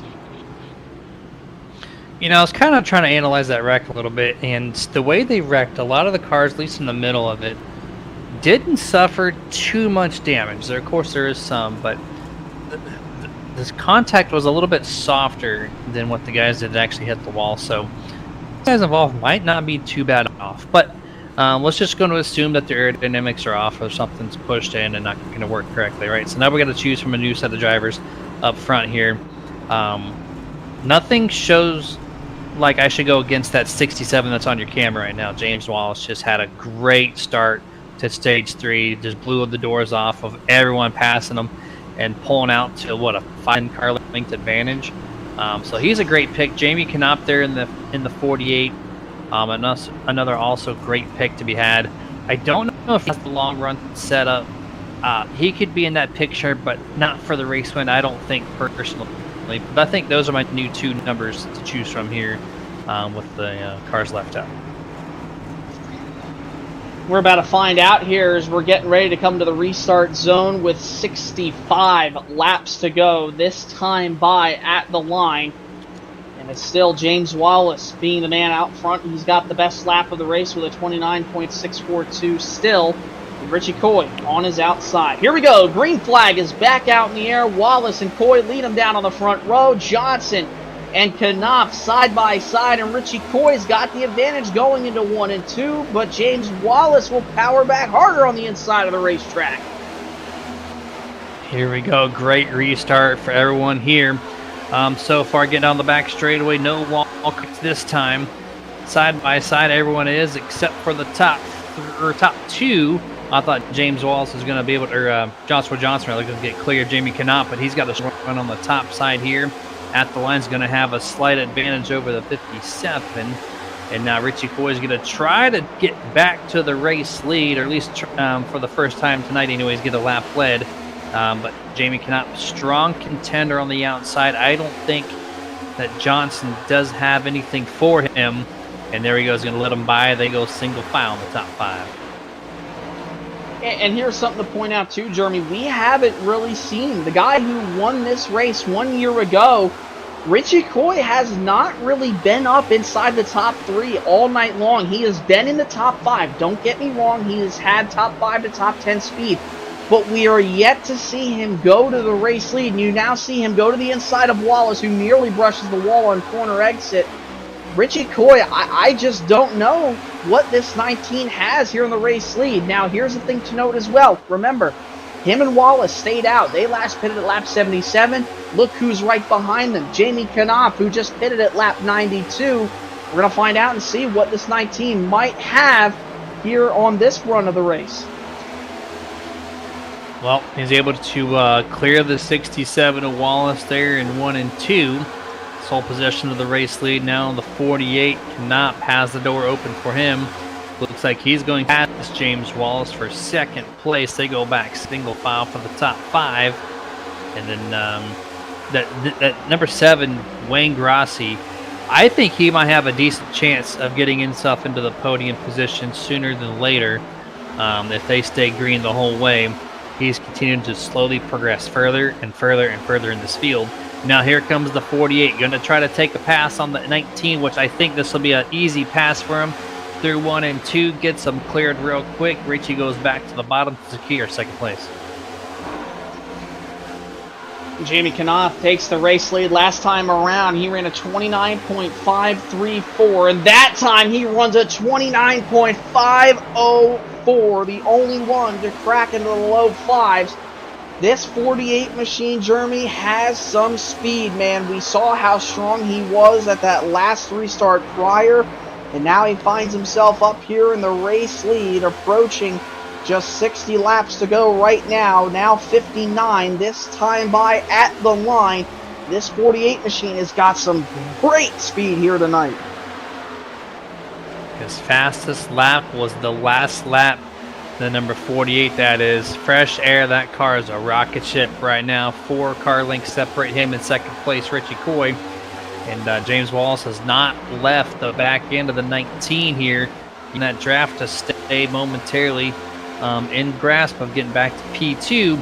Slips up a little bit on corner exit turn 2 that time, but this 48 is head full of steam right now, and they got a great little 3-car breakaway over 4th, 5th, and 6th, who themselves have a little breakaway over 7th on back. Yeah, and you see Richie Coy and James Wallace here, Jeremy. They have pretty much equalized with Jamie Knopf. Despite pitting on lap 92, those tires are pretty equal now. I think this is a great call that Richie Coy and James Wallace made, and obviously they're going to have to pit. There's no doubt about it. So will Jamie Knopf and the rest of the field that pitted around lap 92 to lap 100. Everybody still has to pit one more time. I really like this call, though, by these guys who pitted at lap 77, like Josh Johnson, Wallace, and Coy, who have stayed out. We're just going to have to see when this window opens up for them. As soon as you mentioned Johnson's name, he hits the outside wall of turn 2. At least through 3 and 4, he doesn't look like he's affected. Has a little bit of right rear damage to that 57 Chevrolet. And yeah, so far the call seems to be good. I have to agree with you there. Good head. Try something a little different and maintain there, knowing they have to. Oh, the 57 is loose. Big save there. Big moment from Joshua. Able to maintain, but he's going to lose 2 spots there to Blackner and Bartel. Yeah, looking at the race data, like I did last night, doing a little bit of math. Now, if these guys can obviously run 60 laps on fuel, it looks like 92, the lap 92 guys that pitted, they could pit around lap 152, so just shy of the finish of this race. Guys who pitted on lap 99 to 100, they can go to lap 159 to 160, so they're probably going to have to pit a little bit earlier. They don't want to pit too late. And then the guys who pitted on lap 77, they can go to 137, so you'll probably see them pitting here in the next a little over 20 laps, or actually less than a little over 20 laps here. This is going to be interesting, Jeremy. It has now become a strategy game. We have a mixture of strategies. Guys who pit on lap 99 to 100, guys who pitted to lap 92, and then you have your guys like Coy, Wallace, and Johnson, who last pitted at 77. So about 3 different strategies we're going to see here if this race goes green. Yeah, and right now, the way these are all spaced out right now through this field on this start, for the most part, I think we're going to see these long green flags kick in. And so, yeah, the strategy is going to be, who's going to pit at the right time. You still might have shortcut route if you're 10th on back. If you're in this top 10, maybe even top 5, I would say extend the run as much as you can. At least make the halfway point in this run before the end to make your pit stop. But I think extending out a little bit further beyond that is going to be the best call as you kind of cycle back through the field. Here's the number 9, Colby Mice on the inside of 37, Brian Dublé. Dublé is going to utilize that 3rd groove. But look at this. We're going to get the corner exit. Momentarily momentum to the 9, but at the end of the straightaway, it's back to the 37, who bounces off the wall a little bit on the backstretch. And these two are having really great runs, Jeremy, right now. And I know they're only running 9th and 10th, but still inside the top 10 is good. But here's the thing to note. Remember, these two were both around. The 37 came down in front of the 10 many laps ago, and the 9 came down in front of the 7 a handful of laps ago. Both of them went spinning. Colby only got a tiny little bit of right rear damage. The 37 had rear end damage. But they're recovering really nicely. They both pitted at lap 92 and lap 99, so great runs for them, along with Sherwood Williford, who's just outside this top 10 here in 11th. He was involved in that big one, I believe, on the back straightaway. You see this damage he's got to the right front fender. Great recovery by these drivers. Yeah, some of the damage isn't as heavy as I was thinking initially, but as I was looking back through it before the green flag, the damage wasn't as bad for some of them, not all of them. And so it's kind of kept them in the loop here in this top 20, which they're all within 10 seconds of each other right now. So it tells me that speed is okay for the most part in this field.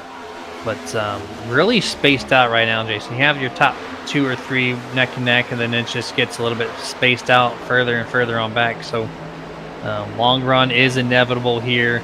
Unless something happens between these guys. They're getting pretty racy. Duranko a little tight off turn 2. Able to avoid the wall with Kyle Milliken, giving them tons of space on the inside. These 2 guys, or 4 guys right here, side by side here, 3 and 4. Yeah, and while they continue to battle right now, the tires, obviously, like we had mentioned, have kind of equalized, but sometimes not. Or Knopf is faster than Coy. The second last time around, he was about the same speed. That last time around, he was about 0.2 faster than Richie Coy. So the gap is just about to go over a second now, as you see it now on the leaderboard going up into the 9s, about to hit into the 1 second, and there it goes. So Richie Coy and James Wallace still hanging on right now on those lap 77 tires. They're going to have to pit here probably pretty soon. And yeah, Jamie Knopf, just a great car here tonight. The question's going to be, though, Jeremy, will this strategy pay off? I mean, do we see these guys mix up these strategies like we saw in last night's race? I think you have to if you're a little bit further in the field. If you see this race going green flag the rest, you're going to have to change some things up, get that jump start, and then maybe, utilize that run, get closer to the top 10 or whatnot, and then hope for a caution, reset with your final set of Goodyear tires, and then you might have a decent chance of finishing in the top 10. So you kind of have to pit first if you're in the back half of the field to make anything happen for your team, or else you're probably going to finish right where you're at. That's my only suggestion there is 42 Milliken hits the outside wall, turn 2. Be very troublesome for a lot of drivers.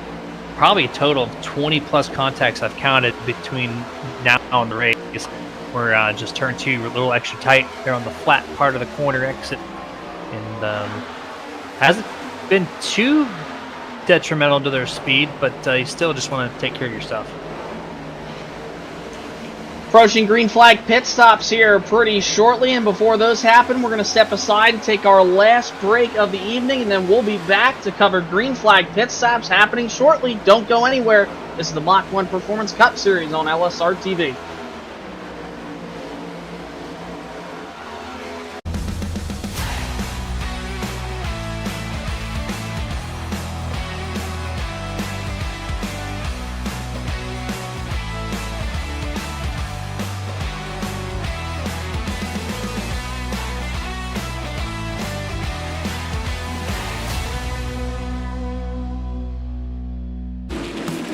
We're a racing family that you can trust on and off the track. Here at Hercules Foundation Repair, we are here to help with our free in-home evaluations and personal repair plans. So if you're looking for foundation repair, go online or give us a call to schedule your free inspection. Drag race to the line.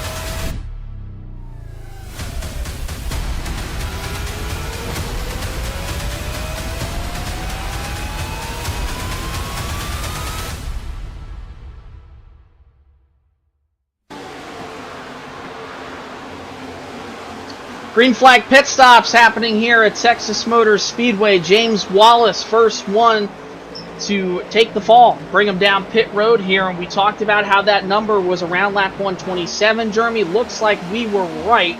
And James Wallace was the first one to do it. Richie Coy, Josh Johnson on that lap 77 strategy last time that they pitted. They are still staying out, but the door is now open for those drivers if they want to come down pit road. What do we expect out of James Wallace now that he has been the first one to come down? Remember, he was third running right there. I like this strategy called a pit early, get that second advantage, and try to make up some time here for the end of this race. It looks like it might work out as here comes Ben Tracy now coming into the pits with that damage. Yep, Ben Tracy down pit road, the second guy on the lead lap to take their final pit stop, I believe. The call for James Wallace to come down first, like I expected the guys, like I was talking about 10 laps prior, was if you're 10th on back, maybe you do that first, right? Then see the number 9, Colby Mice. He's the third one to come down pit road, and this has just opened the door for everybody else. But the call for James Wallace, I know he's going for the race win on this call. It's not to finish third, not to finish fourth. It's going to be to win the race. And so what he's hoping is that the leaders would put, in 5 or 10 laps, and that would give him a huge advantage early. And if he could just conserve his stuff a little bit, it'll put him in a good chance to get himself victory lane. But he has to take care of that stuff that's crucial while he's got the fresh tires right now. Especially that right front, and like we had mentioned here, coming off turn number 2, especially you want to exit around the middle of the groove on turn number 2's exit, because remember, that track flattens out very early. Like you mentioned, Jeremy, here at Texas Motor Speedway, ever since the reconfiguration for the start of the 2017 NASCAR Cup Series season, as Richie Coy has now made his way down to pit road to the Victory Fuel Ford Mustang Dark Horse machine. You got to conserve that right front tire. Kyle Milliken also in as well. So James Wallace, I really like this strategy here, Jeremy. I would love to see him get to victory lane unbiased. I think he's just due for a win with the luck he's had, man. And he's not going and winning a race tonight on a super speedway. This would be out of just pure speed and strategy, and would be a great accomplishment for the 67, as now Jamie Knopf has made his way down to pit road, your race leader. Yep, gives up the race lead here, and this is gonna be cool to see where the 48 and the 67 end up when the 48 gets back on track here. Sorry, Jason, the beautiful skins out here based on the chat on the YouTube side, but we're gonna see where this puts them, and we know the 48 has a really fast rocket ship on the short run, so. Here he is on pit exit. Everything was clean entrance, clean pit stop. Gonna have a good solid exit, and we're gonna kind of find out where they end up on track. Everybody else is starting to come through. There's the 67, okay? So there's gonna be about a 5-second differential between the 48 and the 67, about a half a back straight's width or length. So can he make that up in 30 plus laps? Probably so. And we're going to find out. Here we go. He's going to start passing these cars now that are slow, and more pit stops happening in front. Yeah, more pit stops happening here. You see Sherwood Williford and the number 33, Diet Mountain Dew, Chevy Camaro ZL1 come to pit road. Brian Dublé, Lane Allen, they just pitted. They're off and away down the pit exit lane. And we're going to see here if anybody else elects to come to pit road. Various different strategies. We saw last year's race at Texas, I believe, came down to strategy.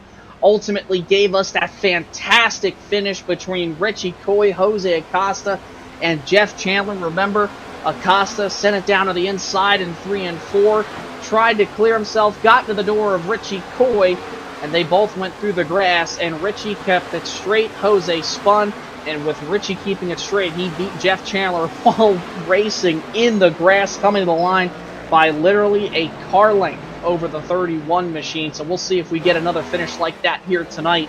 TJ Bartel has pitted now from the 9th place position. Still other drivers to come to pit road as well coming up shortly.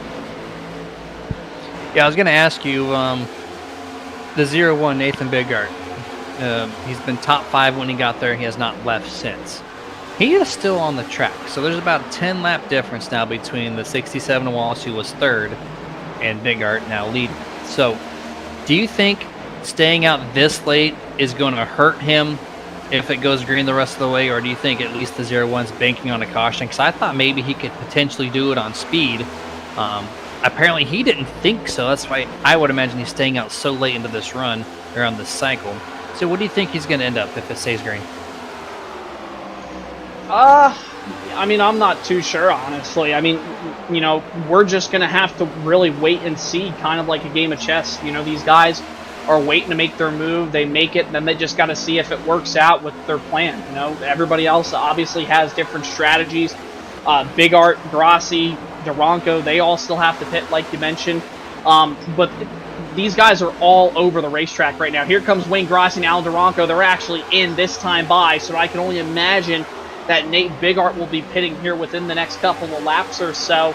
But while they come down pit road, Jose Acosta now, remember the guy who was dominating this race until he tried to get his way through the field and wrecked? Well, now he finds himself second, so we'll see what kind of strategy he's got despite the damage. Yeah, absolutely. And Bigart continues to be out there leading this event. There's the 0-1 on your screen now. We have under 30 laps to go in this race. And so whenever Nathan pits, he's going to treat that short run like it's a qualifying run. Just do what he can. Right there, you see the 48 and 19. That's right behind him. We're going to see how quick they get to him here.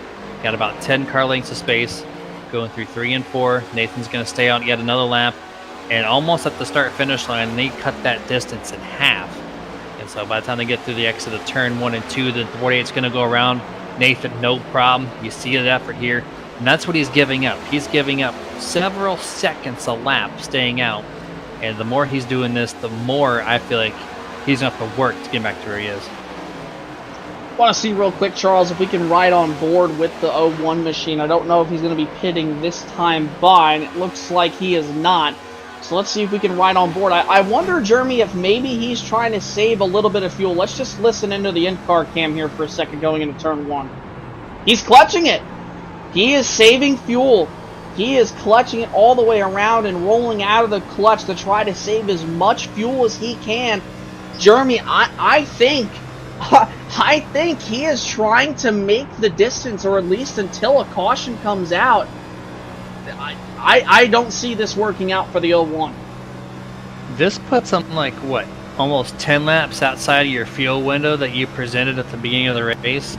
That'd be a huge feat, but apparently he's got the math in front of him. And I'm kind of looking at the rest of the leaderboard. You got Jose in second, Nestor in third, Jeff Chandler fourth.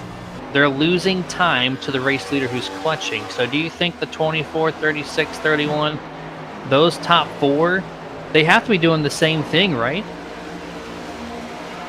Let's take a look real quick here, Charles. We can go on board with the 24, the 36 machine, maybe the 24, since he's been, so fast tonight up until the wreck. I know he's got that damage, so here we go. He's in 4th gear. That's really odd. I mean, I know we saw it in yesterday's Cup Series race, but usually being in a lower gear like that, you're not saving that much fuel. Obviously, you want to be in a higher gear. And no, he is not saving fuel at all. But even if he did, Jeremy, same thing with the 36 machine. That 67 of James Wallace is only back by 14 seconds, and he is closing on them. I think that Nathan Bigart can do this is because he has that 24.5, near 24-second buffer back to them, so he can hope that the tire set for the 67 equalizes just a little bit here and has enough wear to the point to where he is not catching him as quick. But again, man, to stretch it from lap 99 to 67, you have to save pretty much 8 laps of fuel to do that. And I don't think the 01 is saving enough and clutching it through the corners to save it. I'm about 99% sure that this strategy does not work out for Nathan Bigart. I would just love to see the numbers on his F boxes there to see what the laps left versus what's in the tank, what that difference looks like. As he continues to clutch around the track, it's going to increase that mileage a little bit more and more. And right now, I would imagine it is like going to be on fumes if he can make it, but I don't see him extending it that far out either. That's just 8 whole laps to save and try to maintain your race lead. I don't know. That's just way too tall of a task. I know I'm not great at saving fuel. Maybe our Dustin Log still in the chat. Maybe he can explain how to get that done because he's better at it than I am. But I personally could not make that happen. Well, while they all battle and try to see if they could save enough fuel, we got a change for 5th. Jamie Knopf has gotten past James Wallace. Remember, once this cycle fully goes through, this is the battle for the race lead between the 48, 67, and 19. And last time around, Knopf was faster than James Wallace by about half a second. Richie Coy only slower by Jamie Knopf by a tenth, not even, less than half a tenth. So it's been really interesting to see if Jamie Knopf might have pulled out the right strategy, pitting at lap number 131 compared to Wallace's 125. But ultimately, Jeremy, remember that 48 and 19, they could have ran longer, but elected to come to pit road to not lose so much time to the 67, and it looks like it's paid off. Looking at the times right now, and only 2/10 or 3/10 was gained by Richie Coy versus Nathan Bigart that last time by. Only 3/10. That's not going to catch your race leader with 20 laps to go. You're 20 seconds back. That's exactly 1 second a lap you're going to need to earn. And right now, that pace just is not showing itself. This time by, it's going to be a much different story. They're going to be almost to a full second advantage, but still, it's about 8/10 at the line as Richie passes it. So based on these numbers alone, Richie's not going to get there. He needs to try something more to get to where he wants to be. That top 5 probably doable. He's only got one spot ahead of him. I'm sure he's going to pass maybe Acosta and Nestor. But the race lead, that's the one I'm looking at. In top 3 at best for the 19. But Nathan's onto something if he can make it happen. Gap between Bigart to Jamie Knopf is 18.5 seconds. Bigart last time around 31.165 to Knopf's 29.982. So over a second is being gained pretty much every single lap. The question's going to be, does Nate Bigart have enough in the tank, in the 01 machine, trying to pick up his 3rd victory of the season in the 01 machine? And Jamie Knopf decided to come to the pits earlier. He's got enough in the tank. The question will be for him, can he run down the 01 and everybody else who is continuing to save and stay out, like Dave Nestor and Jose Acosta? 16 laps to go here at Texas. If we can get another onboard view of the 01, let's just see how much clutching he's doing now compared to what we saw about 15 laps prior. 5th gear, doing a great job there. Didn't see any clutching in turn 3. Very easy back on the throttle. You're going to see the RPMs slowly grow from 7,400 to 8,100. No clutch this time, Jason. He's just rolling out of the throttle. Really early, drops it down to 6,800 there. And just coasting it back up the track. And you just listen to the engine here. Just very gradual lift, slow entry, and not getting on the throttle hard on exit. So he's not doing the clutching route. He's just rolling in and off so easy. When you drop the throttle, of course, you drink the gas, right? You just dump it. And so he's doing the very minimal on that throttle work. And this, he was clutching it before, now he's not. So that tells me, Jason, he can make it.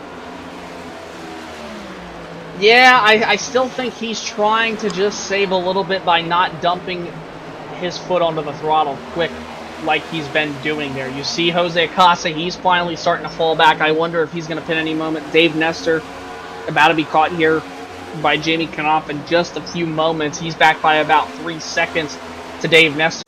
I wonder if Nate Bigart did that after the caution at lap 99 around there, and when he pitted, just saved since then. And then ever since then, once he got out there, he just started saving. So maybe the 01 is bamboozling us. Maybe he does actually have enough to make it, because he's not clutching anymore like you mentioned. Oh, right there on your screen, the number 12, Joseph Grijalva just slams the outside wall of turn 4 exit, right behind number 24, Jose Acosta, who has been passed by Jamie Knopf and Richie Coy.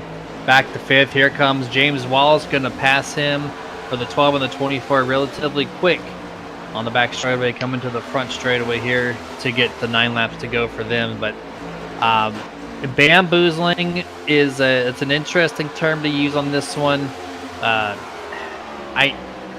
It's going to be impressive. I think he's got it still. He would not at this point. You're looking at the numbers, right? And you're down to 10 laps to go. You know at this point if you can make it or not, or you're just praying that you run out of fuel maybe in turn 3 and can coast it the whole way. But look at these numbers. Jamie Knopp 12.1. We're going to have 8 laps to go next time by. And so the pace that the 48 and the 19 have had catching the 0-1 has dropped off. It's lesser and lesser, so there's more room for error for Nathan to get the job done. Yeah, and here's the thing, if you think about it, Jeremy. Jamie Knopp, last time around, ran a 30.427. Nathan Bigart ran a 30.956. And with the gap being gained, basically, if you think about it, it's about 5, 6, 7 tenths, 8 tenths almost. And the 48 is now finally starting to fall off. He last pit at lap 131. We're well past, obviously, that now. The tires are starting to worn. They're definitely continuing to wear as the rest of this race progresses here with 8 laps to go. He's back by 11 seconds, 11 and a half seconds right now, 11 and 3/4 actually. If he keeps running the pace he's doing and Jamie Knopp continues to struggle with those tires, Nathan Bigart, if he has enough fuel, it looks like he's going to win this race. I'm going to chalk it up as a 0-1 as your race winner, but Sherwood Williford here in the 33 all over the back bumper. I looked like Nathan almost blocked his entry into turn 1, tried to run the bottom, saying, hey, you need to pass me on the top. Sherwood's like, no, I want the bottom here. So there he goes, makes the pass happen.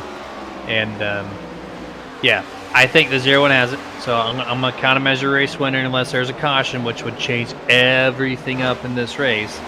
The battle is now going to be for 2nd and 3rd. 1 second almost separates the 48 and the 19. So who's going to be runner-up? Who's going to be 3rd place? I think that's the better question right now. Yeah, we're obviously going to have to find out and see. This time by at the line, 5 laps to go. Does the number 01 machine of Nathan Bigart have enough in the tank to go another 5 more times around this 1.5 mile D-shaped oval here? Jamie Knopp, the gap is now about to be under 9 seconds, and it is right now. Jamie Knopp trying to run down the 01 machine, but he might run out of time. Let's ride on board real quick with the 01 to see if he's just saving again, just in case here. Down the front straightaway, 4 laps to go this time by, and it looks like he's on the loud pedal a lot more. No saving for the driver of the 01 machine there, Jeremy. I think he's got enough in it. I would be planting that nose behind Alan Duranko right now, utilizing the draft all the way until it's unattainable anymore. And we're still running that line just below the 2's draft line, so not maximizing on that part, but he's also running the bottom part of the track. So definitely explains that. 3 laps to go here. And yeah, what an impressive way to get this win. Not on speed. He had speed to be top 3, but I just didn't see him, doing everything he needed to do speed-wise to win this race. So he's going to take the strategy route. And what a call from his team or driver, whoever decided to leave him on the racetrack and save the fuel. It's just congratulations to whoever made that call. This is that race-winning moment. He's just got to hang out now for 1 more lap to see that white flag, to see if he even has enough fuel remaining. The gap is 8.7 seconds right now, almost down to 8. Nathan Bigart doing such a fantastic job all night long. Started in the top 5. And it looks like he's going to get that white flag that he wants. Here we go. 1 lap to go in race number 9 here at Texas. Presented by CRN. Nathan Bigart thought he was going to be out of it once the strategy started unfolding, but as they have unfolded, it looks like it's going to hold off a handful of weeks ago. He dominated, swept the stages at Circuit of the Americas last week at Martinsville, won off a 2-tire strategy call. Tonight, it's another strategy call. Nathan Bigart's fuel holds up, and he takes home the win in the Texas 250 at the Texas Motor Speedway. What a job. More than likely, Jeremy, I could just say probably the best call, the best strategy call we have seen all season long so far. Yeah, easily right now the best call of 2024. Third win of the season. So this man in the 0-1 has won 33.3% of the races so far in the 2024 A season. And this one, I said before, it's not on speed. It's on 100% strategy. Just great job to stay out and save the fuel. Now, I guess, how much fuel does he have for this burnout? Well, here we go. We're going to start ripping it down and see how long this can hold up. It looks like he's got enough for the time being right there. And I remember him saying there in the Fuego Autosport machine, it looks like that's going to be it. He might have just, oh, no, he didn't. He's still got enough in the tank for the time being. He might be in the reserve system. And he did tell us a few weeks ago, he said, I got a brand new paint scheme on the way. He got to show it off tonight. And what better way to do it than in Victory Lane here when he gets to it, presented by Victory Fuel. Let's take a look here at the unofficial race results from Texas tonight while Nathan Bigart continues to burn it down and see how much fuel he has left. Bigart comes home your race winner, third win of the season for him. Jamie Knopp, it was too little too late. Tried the earlier strategy call. It didn't play out. Richie Coy comes home P3, last year's winner here. Wallace with a P4. Great finish for him. First top 10 of the season. First top 5. Michael Blackner, great run for him as well. Dave Nestor, we saw him up at the front. TJ Bartel. Lane Allen, great recovery back for Brian Dublé despite spinning out earlier in the race. And Jeremy Joshua Johnson rounds out your top 10. 11th on 20th, we got Kyle Milliken in the 42, 12th place, Wayne Grassi. 13th, the 31 of Jeff Chandler. 14th place will be the number 9 of Colby Mice. 15th, Alan Duranco. 16th place is going to be Sherwood Williford. 17th, the number 24, Jose Acosta. Daniel Simmons in 18th. Alan Coel up 8 spots to finish in 19th. And Ben Tracy in the 35, heartbreak back half of this race, rounds out the top 20. Definitely a big heartbreaker for Ben Tracy, despite running so well in the first half of this race. 21st to 27th, you'll find Joseph Grajavo, 21st position. 22nd, Ryan Hedrick. 23rd, Tony Solari. Brian Bliss, Colton Gum, James Torrey, Brody Hanna will be credited with last place finish tonight after not making a lap. And while these guys continue to celebrate the top 3, we're going to gather them up here, and we'll talk to them in just a minute for podium interviews. We'll be right back after this.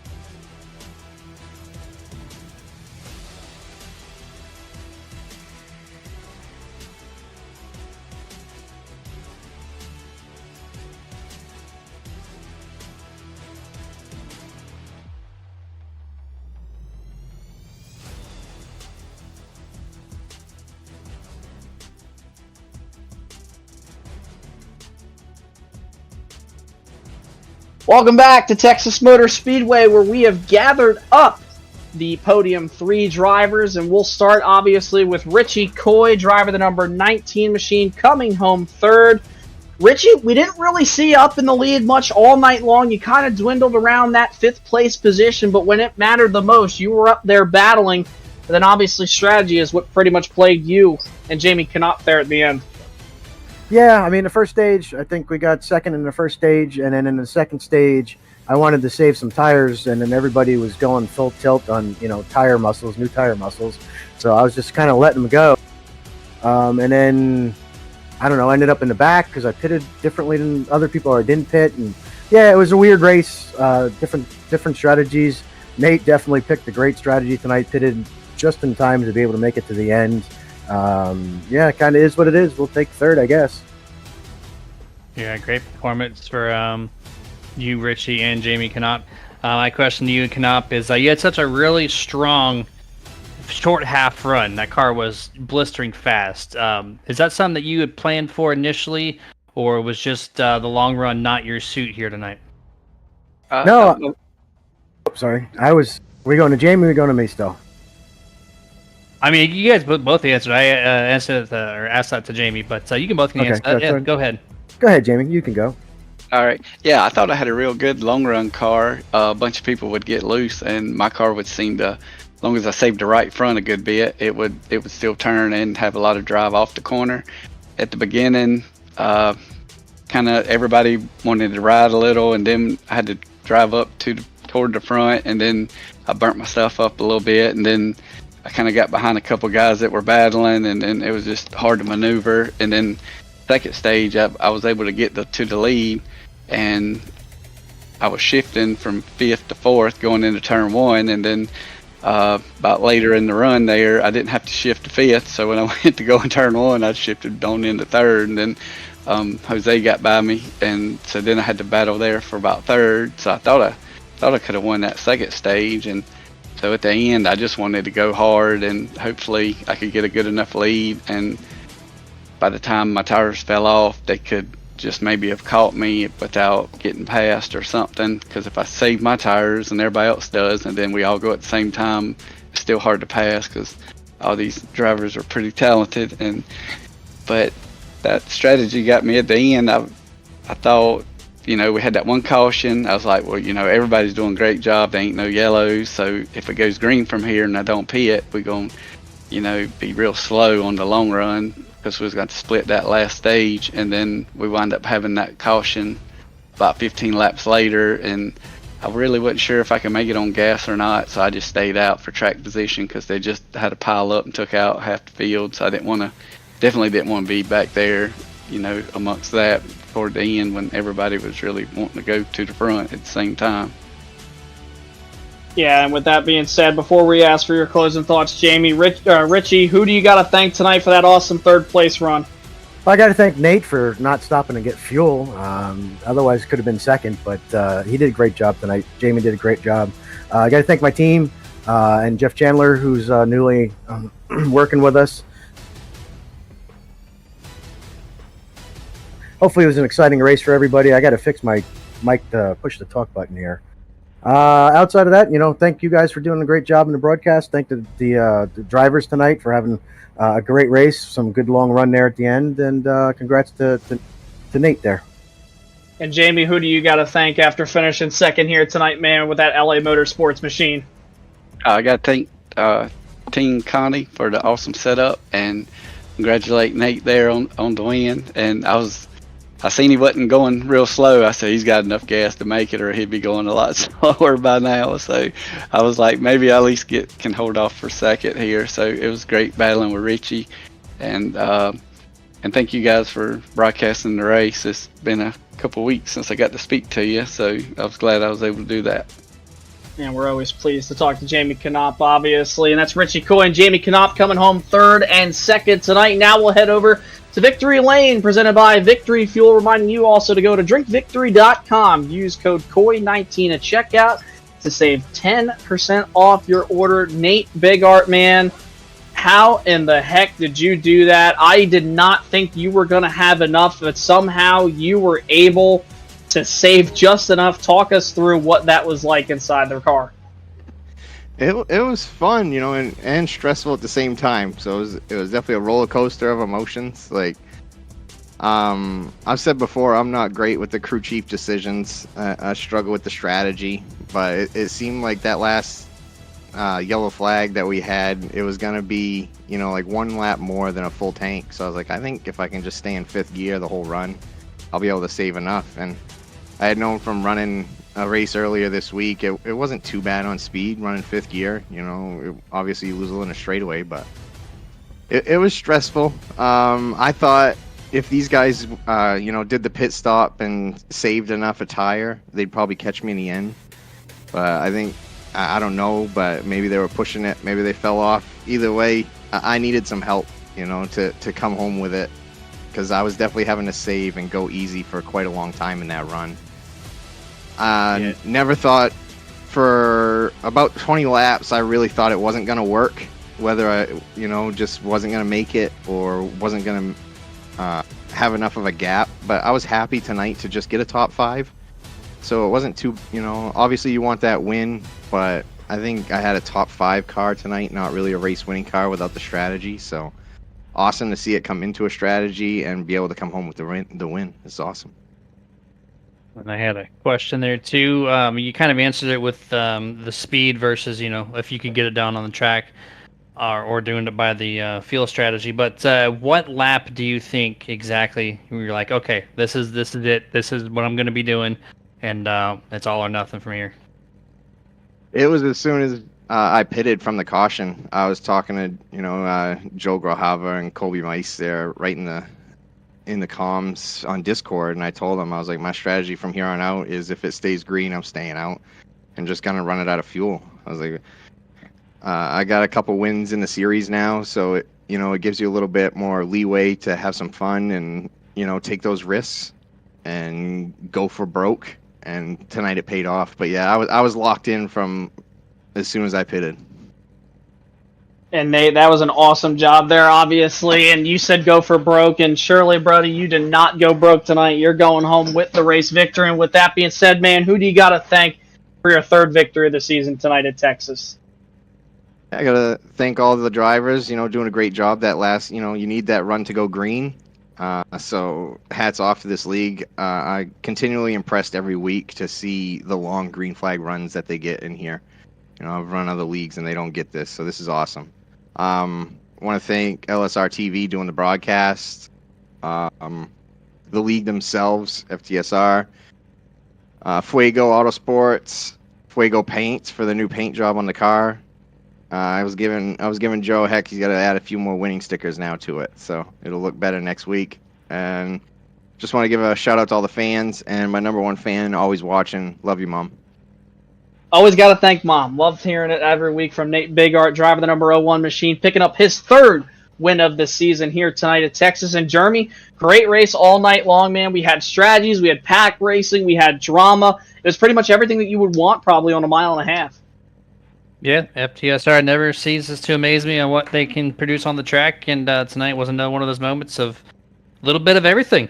So really enjoyed it there, and appreciate you guys for putting on an awesome event here once more here at Texas. Yeah, and that's going to wrap things up here on LSR TV's coverage for the FTSR Mach 1 Performance Cup Series. Want to thank everybody over here at LSR TV, Jeff Stabnow, Charles Wooten up here in the booth, Jeremy Stanley joining alongside me. Obviously, got to thank Victory Fuel as well for being one of the main sponsors here. Mach 1 Performance Cup Series. We'll catch you next week at Talladega, where I will not be in the booth, but I will actually be going 200 miles an hour. So we'll hope to see you all there. Take it easy. We'll catch you next week from the Super Speedway down in Alabama.